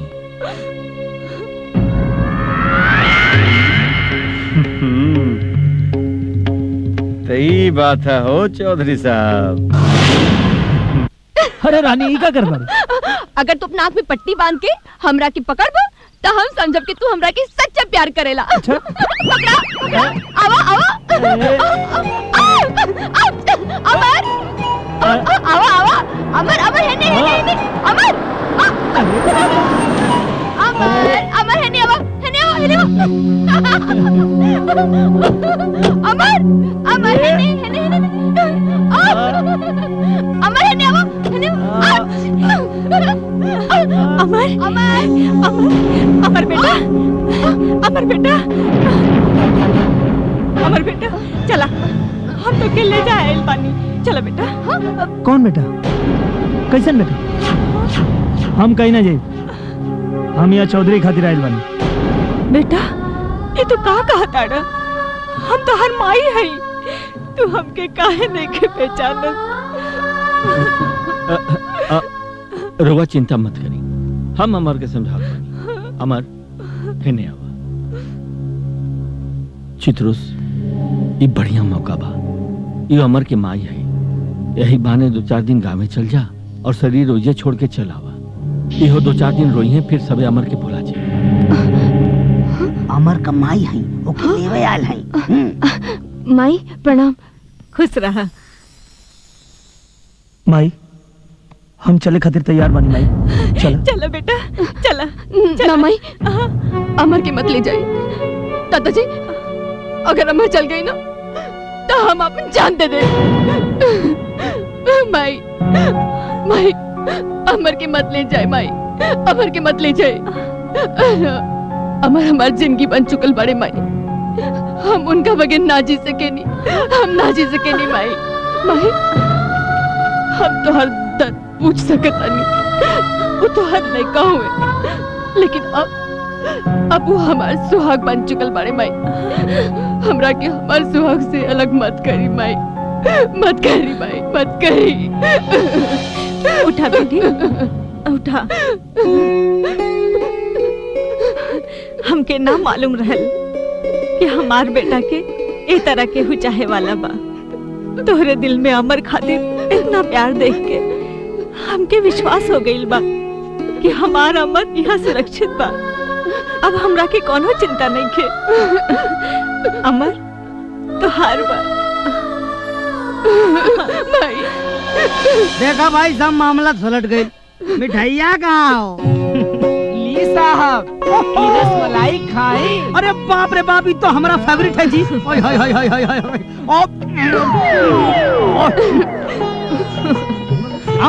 अरे भैया ज्यादा खाइबा ना तो और मोटा जाइबा। चुप रहता। अरे जे खाई रसमलाई वो हमरे मतीन मोटाई, और जे ना खाई रसमलाई तो हमारे मतीन गाल पचक जाई।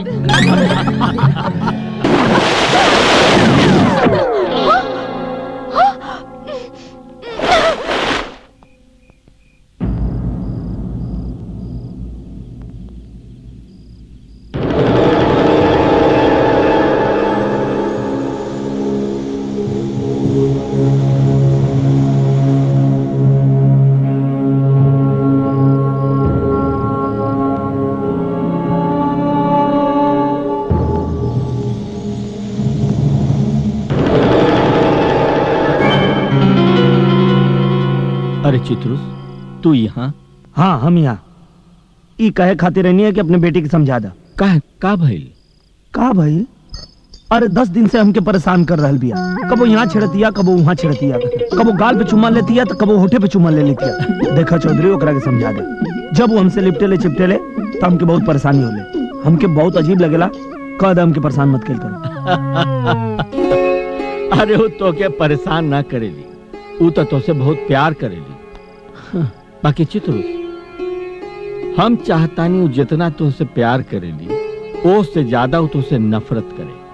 अगर तू ओकरा से पीछा छोड़ावल चाहत बड़ा तो जौन हम कहत बानी चुपचाप तू करत जा। अरे उसे पीछा छोड़ावे खातिर हम कुछ करे के तैयार बानी। बताओ क्या करेंगे? एक मिनट।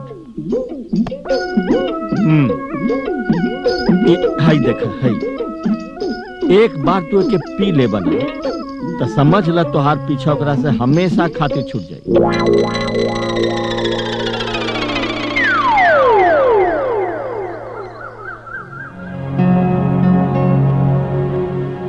चौधरी साहब नमस्कार। अरे लाल बिहारी जी, आए आए, नमस्कार नमस्कार। आए आए। आज इतना सवेरे सवेरे यहाँ कैसे? जी बस यहाँ से गुजरत रहनी, सोचने की आपके दर्शन करा चली। चलिए बढ़िया भाई, ले बहाने फिर से भेंट था भाई। आई भाई। अभी बताएं कि ठंडा लेप की गरम? अरे ना ना ना ना, कुछ ना चौधरी साहब, बस आपके दर्शन हो गए, हमार पेट भर गई। अमर के माई अमर के लेके गई का? अरे ना ना, वो तो यही बड़ी, और जब ले अमर ठीक ना हो जाइहन तब ले यही रही हन। चलिए अच्छा कहनी चौधरी जी कि उनका के रोक लेनी। वो कहा बाकी माई के ममता और मोह बहुत जल्दी उनका आगे ठीक कर दी। वैसे अमर कहाँ बाड़े? कहीं बाहर गई बाड़े का? हम मियाँ बानी। अमर, ये का बदतमीजी, नीचे उतरा। चुप बढ़ाओ। ना उतर। हे भगवान, ये कहाँ चढ़ गई ले? हम तो कोनो बात न मानब। हम तो झांसा में आके इतना चढ़ गई कि यहाँ आ गई नहीं। ना बेटा, गलत बात, और बुजुर्ग की बात माने के चाहिए। हाँ, नीचे आ जा। ठीक बा, हम तो हर बात मान लेता नहीं। कहेंगे हमोगे बुढ़ो से कुछ बात करेंगे बा। और बुजुर्ग के बुढ़ो ने कह के चाहिए। चुप बैठ चिरकुट, बैठ।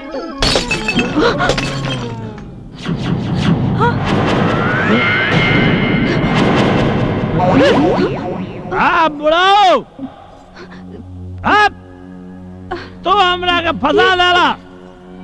हम यहाँ कोने काम से आए रहे, हमरा के कोने काम में लगा देला। हमार नाम बदल देला, हमार काम बदल देला। अरे बुढ़वा तो से भगवान के बच के रहेगा बड़ी। ये हमर ई का तरीका हो। सड़प काका ले जा इनकर आके।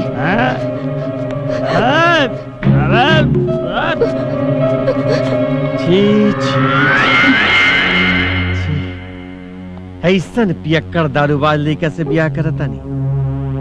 चौधरी जी तो रानी के जीवन नरक कर दी। चौधरी साहब आप तक कंकड़ के बीच से हीरा निकाले वाला जोहरी हैं। कहां से ही गोबर की उठा के ले आई नहीं। खैर अब राम बचाए अपना रानी बिटिया के पियक्कड़ से। हम जाते हैं चौधरी जी, प्रणाम। राम राम।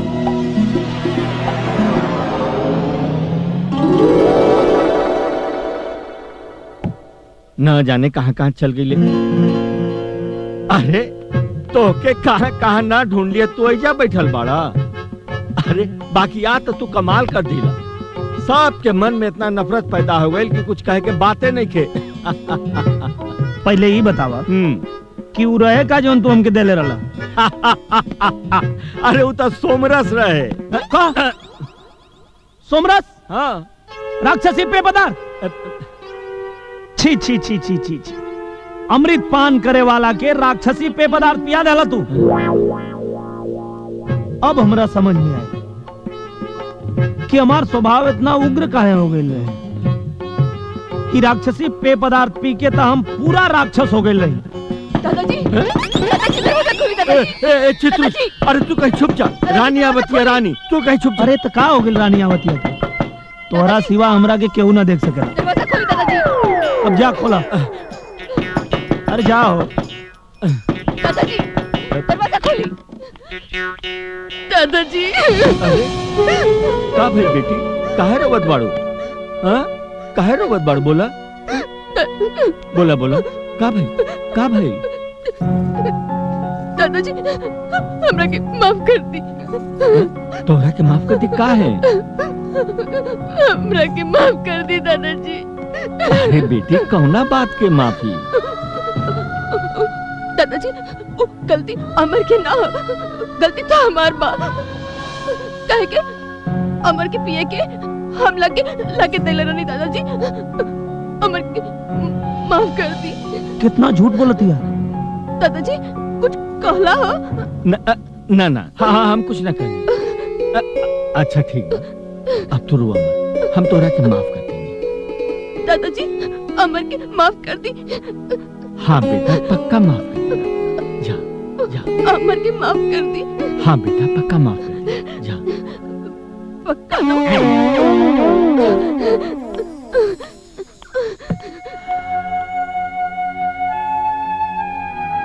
देखला चित्रुस, हमार पोती रानी अमर से कितना प्यार करेली। अरे ओकरे प्यार के चलते वो आज हमरा से झूठ बोल देली, अपने दादा से झूठ बोल देली कि कहीं हम अमर के रानी से अलग न करती। कितना प्यार करेली। हाँ बेटी, अमर के कोनो ओझा तांत्रिक के दिखावे के पड़ी।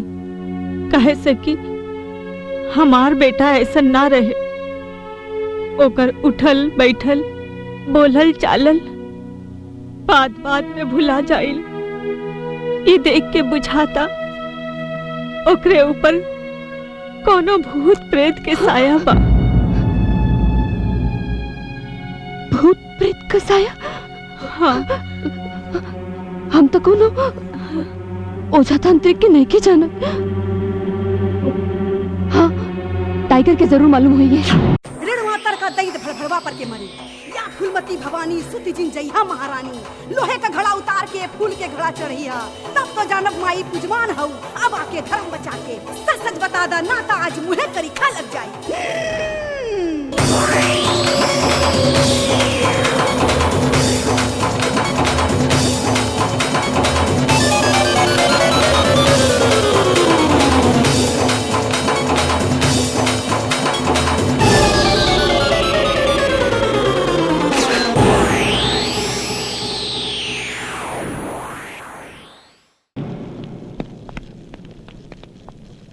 देखला सो भूत एकरा के छोड़ के भाग गई। अब ले जा सो एकरा के।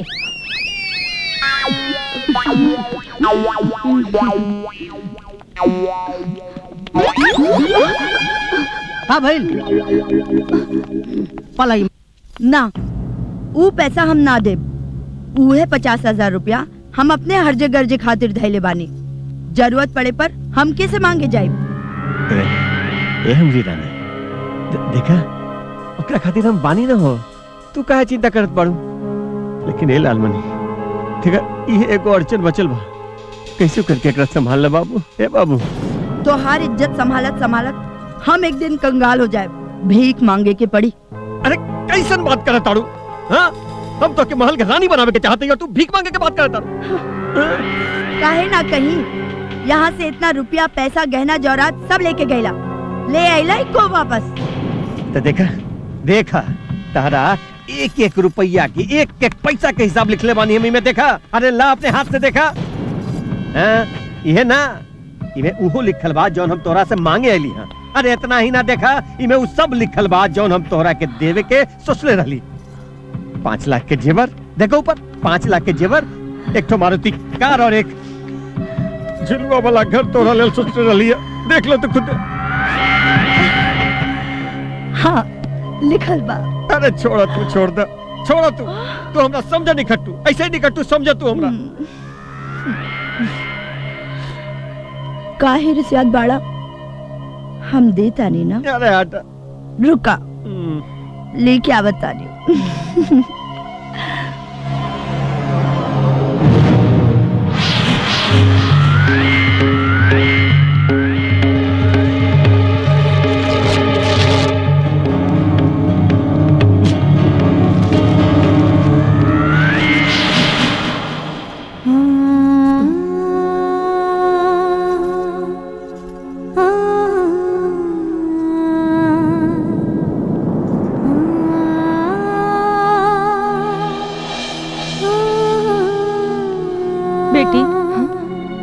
कब से अमर के सेवा में लागल बाड़ू, जा तनी आराम कैला। हम बानी अमर के पास। ना माई, अमर के ए हालत में छोड़ के ना ही हमके आराम मिली और ना ही चैन। आप चाहे आराम करें, हम एजा रुकब। ठीक बा, कोनो जरूरत होखे तो हमके बुला लिहा। ठीक बा माई।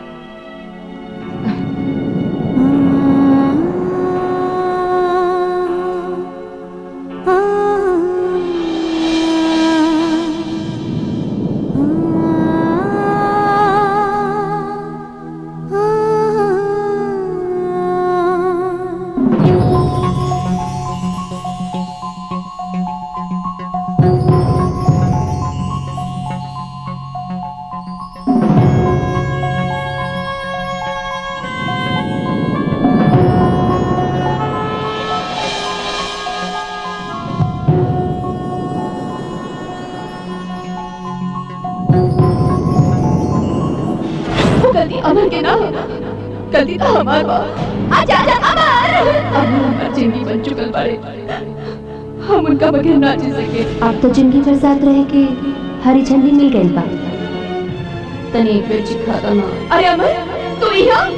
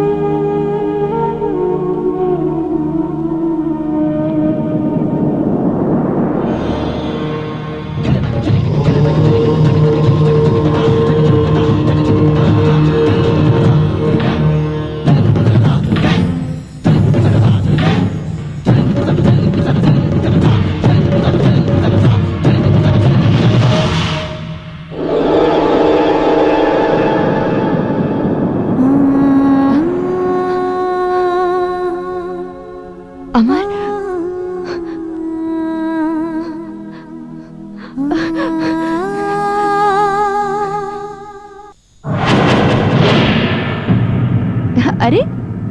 अमर कहाँ खो गेल रहला?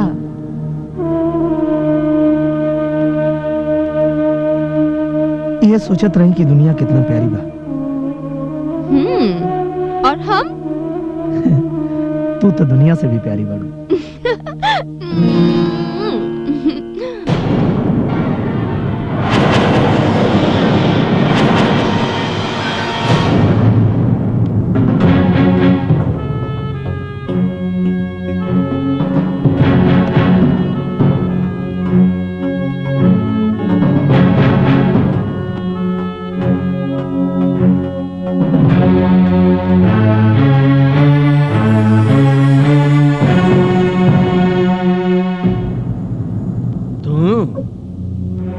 तू ही क्या कर रहा बा?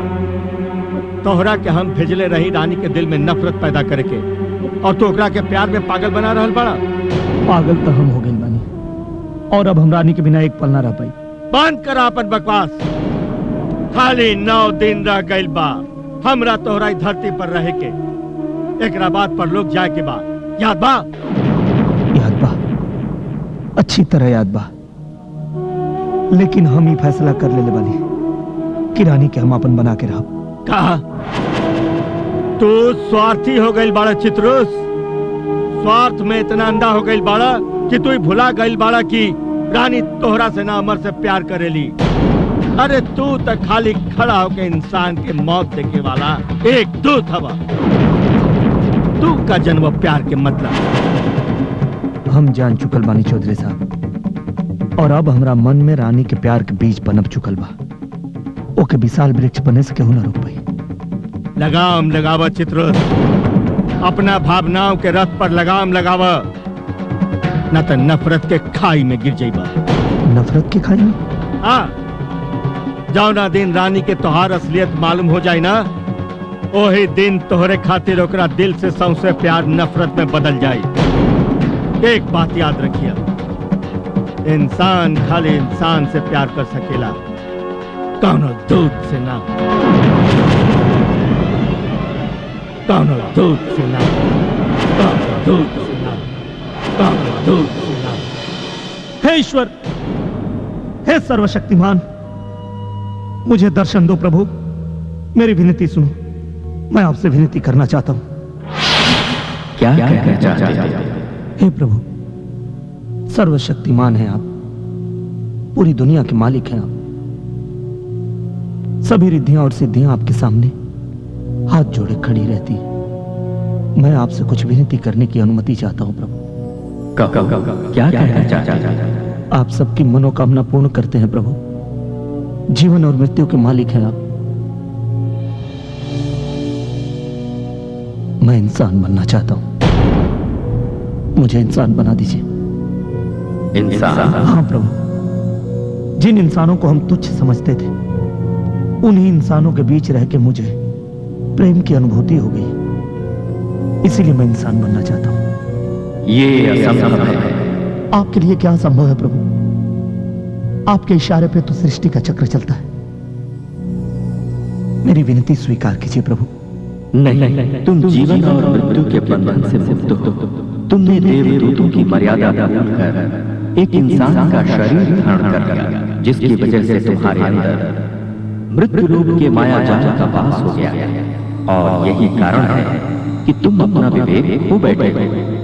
नहीं प्रभु, मानव का शरीर धारण करने के पश्चात ही मेरा विवेक जागृत हुआ है, और तभी मुझे पता चला कि जिसको हम मोह माया का कपट जाल समझते हैं, उसमें प्रेम जैसा महासुखदायी आनंद भी उपलब्ध है, और उस सुख का रसास्वादन हम कर चुके हैं प्रभु, और अब हम पूरी तरह इंसान बनना चाहते हैं।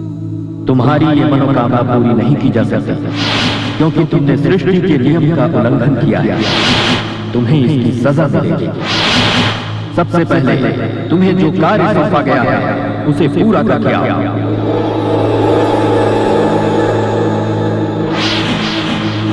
लाल बिहारी जी, हम चाहता नहीं कि ये ब्याह जल्द से जल्द हो जाए चाहिए। अरे चौधरी साहब, बहुत जल्द हो जाए, बल्कि हम तभी से जाकर तैयारी में जुट जाता नहीं।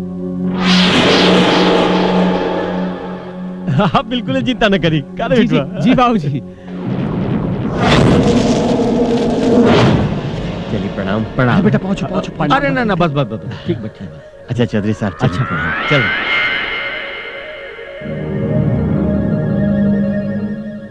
ये आप का करतन चौधरी साहब? आपके पता बा कि ये दोनों अमर के कातिल हमें ई लइका रानी के लायक नहीं है। के केकरा लायक बाई हमरा अच्छी तरह मालूम बा। तू हमरा के सलाह मत दा, अपना काम करा।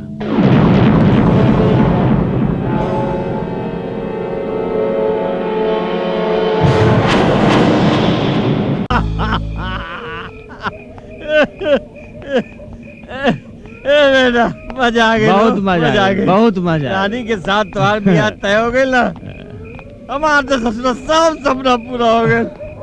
बेटवा हम ससुरा तू भी खुश और हम भी खुश। हाँ बाबूजी हाँ। चलिए चलिए बाबूजी गाड़ी स्टार्ट करें चले। अरे जियो रे रानी, ए रानी गाड़ी बढ़ा। चल गाड़ी रे बाबूजी लागत है तोरा के नशा ढेर चढ़ गया। अजब 11वां तो लगावा। गियर लगा ले वानी। देख देख देख ससुर न चलाता है, गियर वो लगावे से न चलाता है। पता नहीं कहाँ है। पिछवाड़े देखा। अरे ससुर टायर तो नाचत रहो लेकिन गाड़ी नहीं के पड़त रे। अरे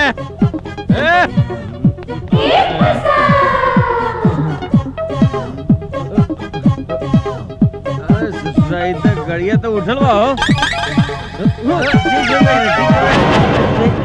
देख उधर बेटा।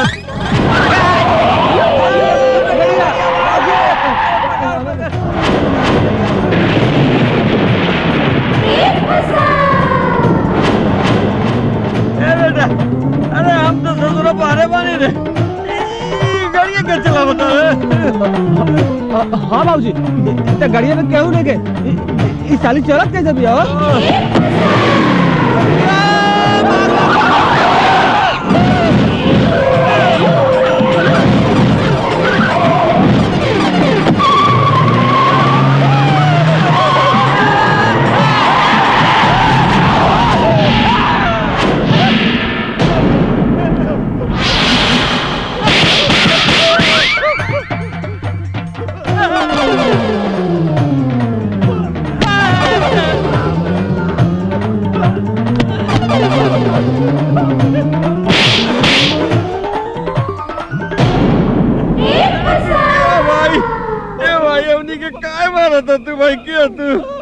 तोहनी के जाके भगवान दास चौधरी के सामने अपन गुनाह कबूल करा कि अमर के खून तोहनी के कैले बाड़ा सन।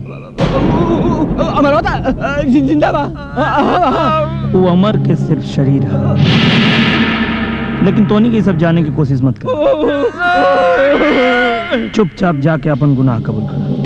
हाँ बाबूजी कल जाके हमने गुनाह कबूल कर लो जाए।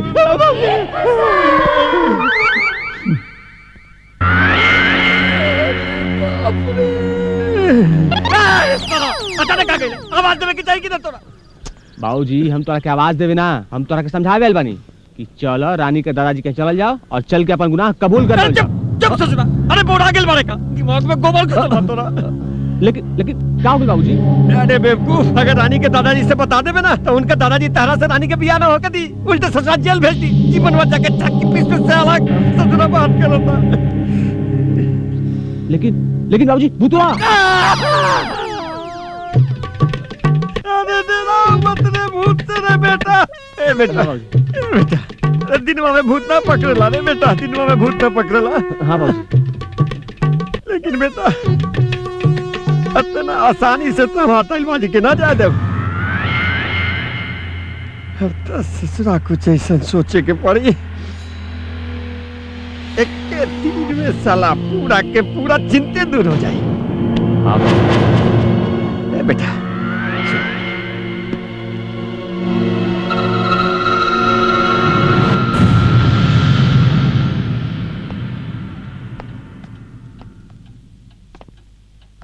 अरे आप और यहाँ का बात बा? हम बड़ा सोच विचार के बाद ये नतीजा पर पहुंचल बानी चित्रुस कि तू अमर के शरीर कहीं छोड़ा बा। शरीर छोड़ाई? एकरे अलावा कोनो दूसरा रास्ता नहीं है। जब तक अमर के शरीर यहाँ रही तब तक कोई न कोई बखेड़ा होत रही, और हम रानी के ब्याह में कोनो बखेड़ा नहीं चाहत। लेकिन जब अमर के बारे में रानी पूछी तब का जवाब दे? ये सोचल हमार काम है चित्रोस। तू खाली उतने कर जौन हम चाहता नहीं। तू अगर हमार और रानी के भलाई चाहता रह तो अमर के शरीर कहीं छोड़ा, समझला?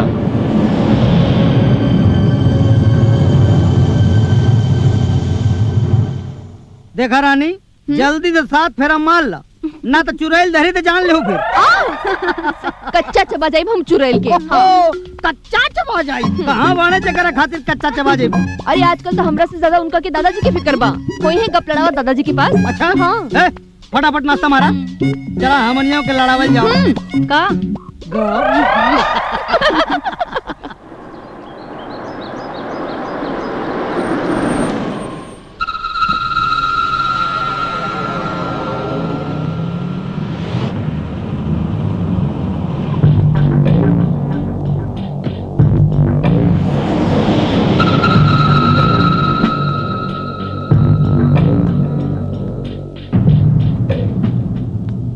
अमर कहाँ बाड़े?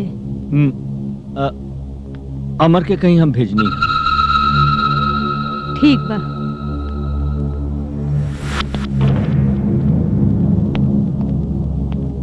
प्रणाम दादाजी। अरे रंजीत, खुश रहा। तू यहाँ का बात बा? बाबूजी आपके फौरन बुलौली हैं। हमके फौरन बुलेनी है? का है?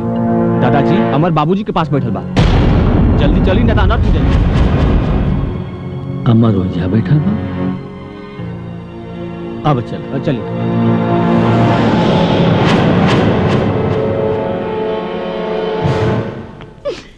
चला अब अमर की खिंचाई बड़ा कर मजा तारी। अरे अरे माई का भाई दादाजी कहाँ गइलन? दादाजी रंजीत संगे गइल बाड़े। हाँ? और अमर जाके लाल बिहारी संगे बैठल बाड़े।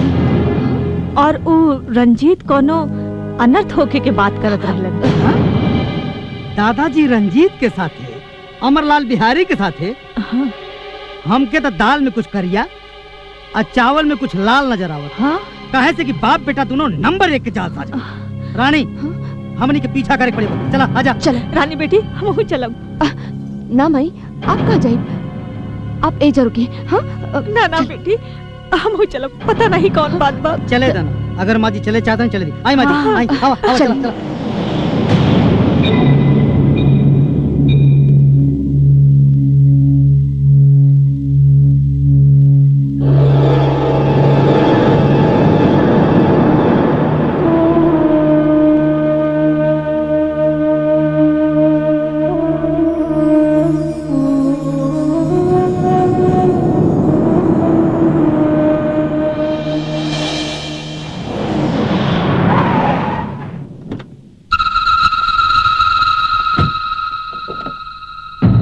आई दादाजी।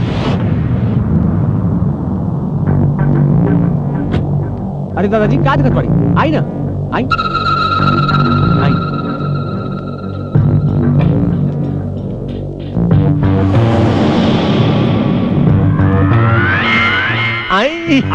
आई चौधरी जी। अरे आई चौधरी जी, आई। आपका बहुत बहुत स्वागत है भाई।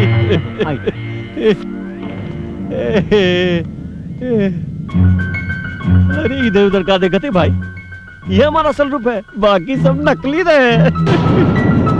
कहा है ना चौधरी जी कि नकली भेष बदलत बदलत हम उकता गए ललित ससुरा। अमर कहाँ बाड़े?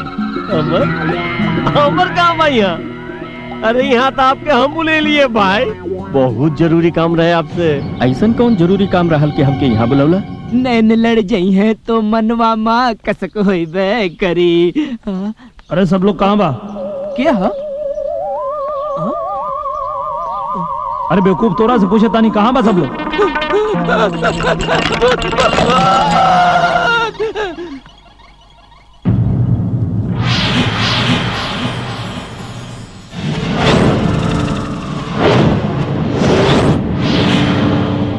अब क्या बताए चौधरी जी, इस सब चक्कर ससुर दौलत के बाद पहले आपके दौलत पे हमार नजर है। पता नहीं बीच में ससुरा कहाँ से आके मरवा टपक गई।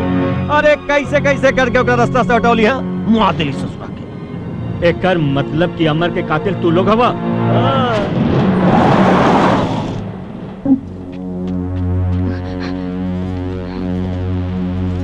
अरे ये तो गाड़ी रंजीतवा कहो। एक मतलब दादाजी और अमर दोनों नहीं बने। अब चल। अच्छा अभी आप एक काम करी चौधरी जी, ई पेपरवा पे ना आप साइन कर दो। अपन सब जमीन जायदाद हमरा बेटवा के नाम लिख दी। अरे तब बे ना आपके बेटी जाके खुश रही एक साथ। तू का समझला कि तोहार गुंडा से डर जाए? तोहरा के तब फूटी कौड़ी न दे, और तोहार बेटा से तो अपना पोती के बियाह कबो न करब।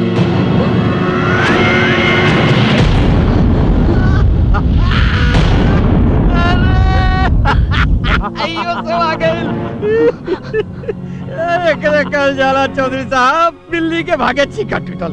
अब तो तू बुढ़ा पिया हो करैबा, ई पेपरवा पे साइन हो करबा। ए सुन रे, ले जो सबके बांध दे। छोड़ो। तू बुढ़ा के ले जा, बुढ़ा के भी बांध दे।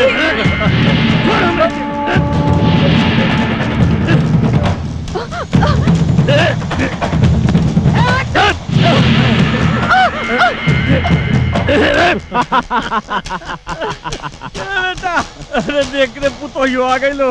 ओकरे लेके जो जाके बनाओ, ओकरे शादी खातिर राजी कर। जी बाबूजी।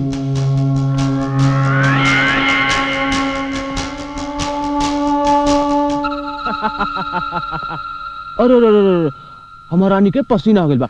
पसीना सुन लू है ना बाबूजी का कलहन।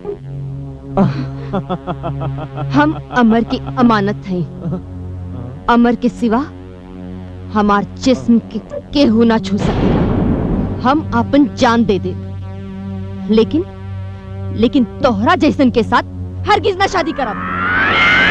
चुपचाप मान जाओ, ना तो जबरदस्ती से सिंदूर पहना दे।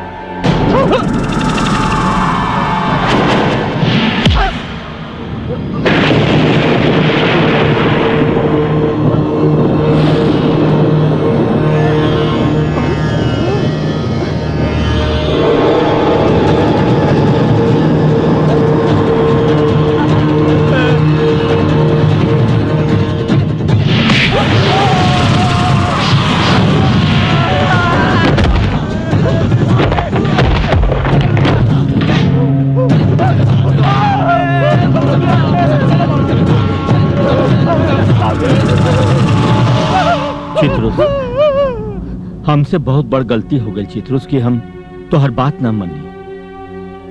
इन नीच निकम्मा के साथ तो हम अपना पोती के ब्याह कब्बो न करब। अगर रानी के प्रति तोरा दिल में जरा भी प्यार बा तो तू रानी के रक्षा कर चित्रुस, रानी के रक्षा कर। चिंता मत करो चौधरी जी, हमरा रहते रानी के खरोच भी नहीं।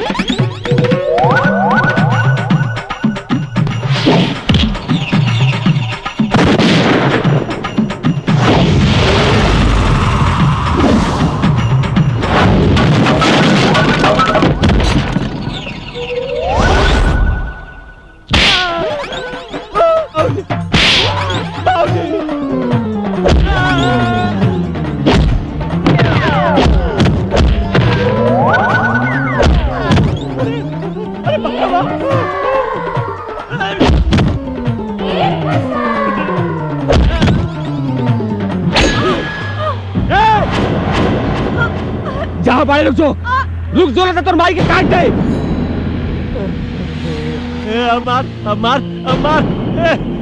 मार के दिखा सालन। ए बेटा लगा लेना रे। दोनों हरकत ना नहीं बुढ़िया के काट दे।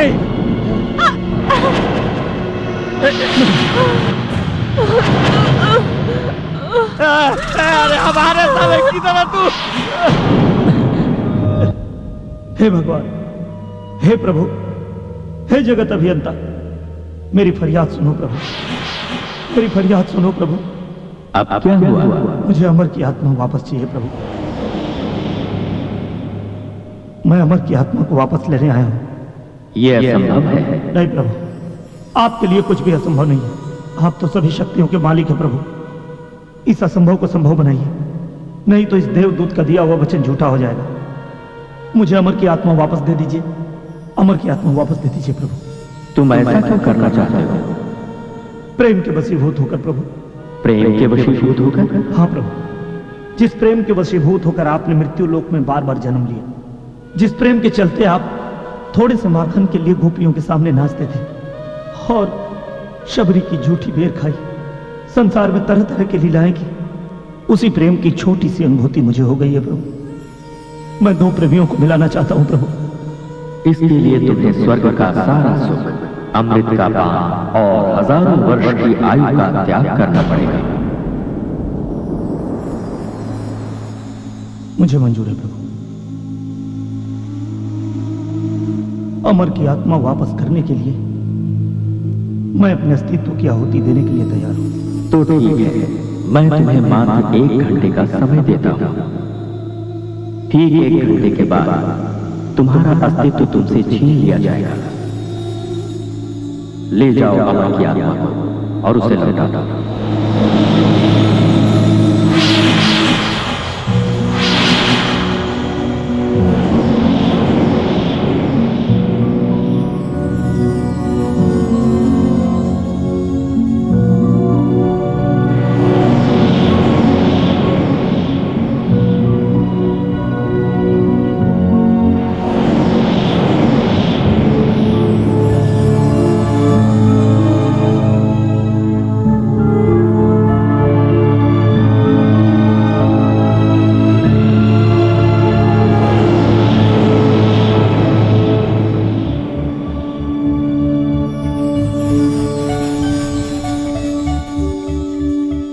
अमर की आत्मा, तुम कहां हो?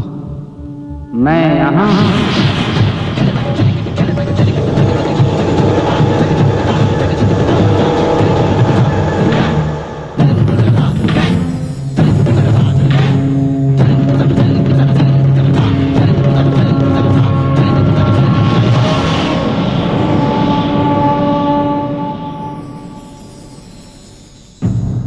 लालमणि, ये सुनो तनी तू एक काम करा, दुल्हन के जोड़ा और साथ में ब्याह कराए वाला पंडित को ले गया। अरे हाँ, अरे हाँ, अरे हाँ, अरे साथे सुहागनो हो जाई। तू आवा तो सही पहले जल्दी। हाँ जल्दी आवा जल्दी। देखी भैया, ये लावारिस लाश है, एकर क्रियाक्रम कर दिया जाए ना तो एकर आत्मा ना भटकी।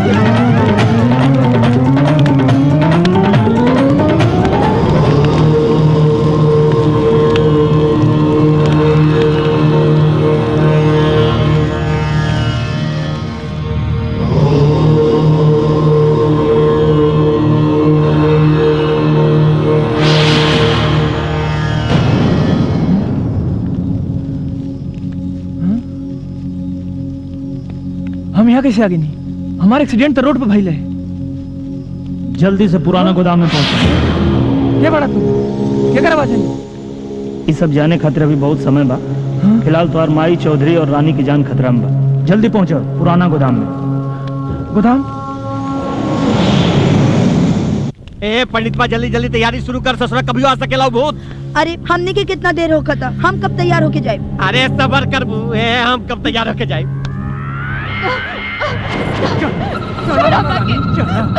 दादाजी देखा बाबूजी देखा अपन दुल्हनिया के तैयार करके लेके आ गली शादी का जोड़ा में चल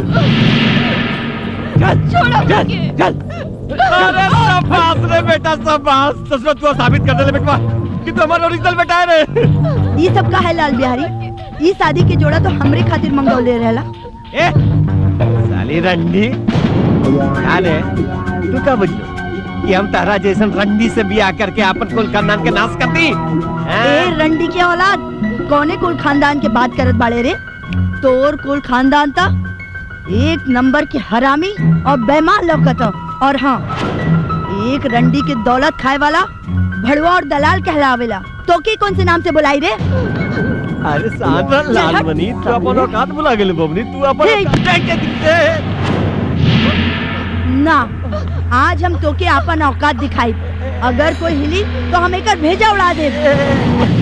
ए लालमणि लालमणि लालमणि देखा मजाक करत नहीं। ए चुप साले, आज हम तोहार झांसा में ना आए। बोल अपने हरामी औलाद के कि रानी के छोड़ दे। अब हम के वो और की जिंदगी बर्बाद ना होके दे। बोल दे बेटा छोड़। रानी तू जल्दी से यहाँ से चौधरी जी के लेके चल जा। क्या करता रे? जल्दी जा। अरे चौधरी का दौलत में तोरो हिस्सा बने। चुप रह साले, आज तलक ना हम हराम की दौलत खाई नहीं ना तो के खाई दे।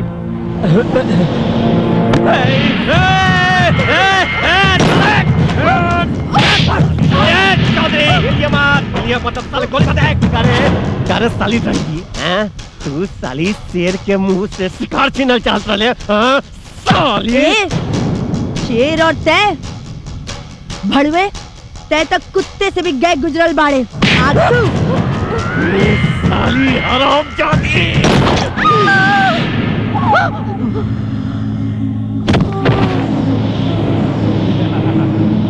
साली संडी हमरा से शादी करके चाहत रहे। ए चले जा, ए जाओ जा दुल्हनिया के लेके आ। ए फेंक रही के चलो भगवान का आगे हम। ए सब शांत रह।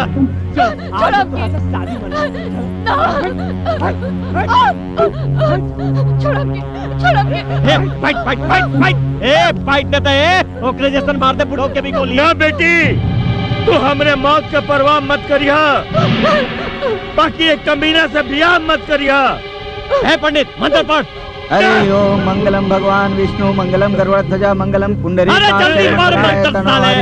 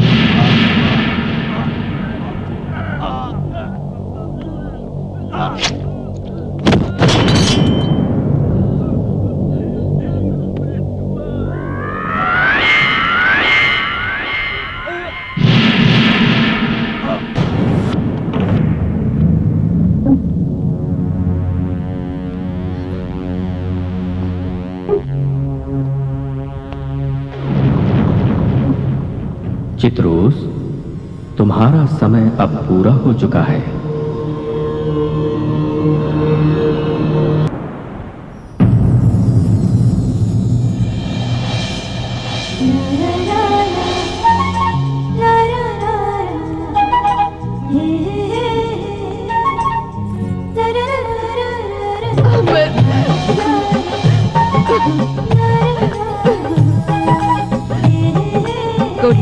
आशीर्वाद दे दिए भगवान के। प्रणाम दादाजी। सुखी रहे। दादाजी अब हमनियों दोनों प्राणी ही रह जा। हम अमर के सेक्रेटरी बन जाओ और ई जौन बबली बा उ रानी के लइका खिलाई। अच्छा तू लोग अब चल चल आओ आओ आओ चलो चल चला चला आवा आवा पंडित जी खूब प्रसाद छिड़कत हवे।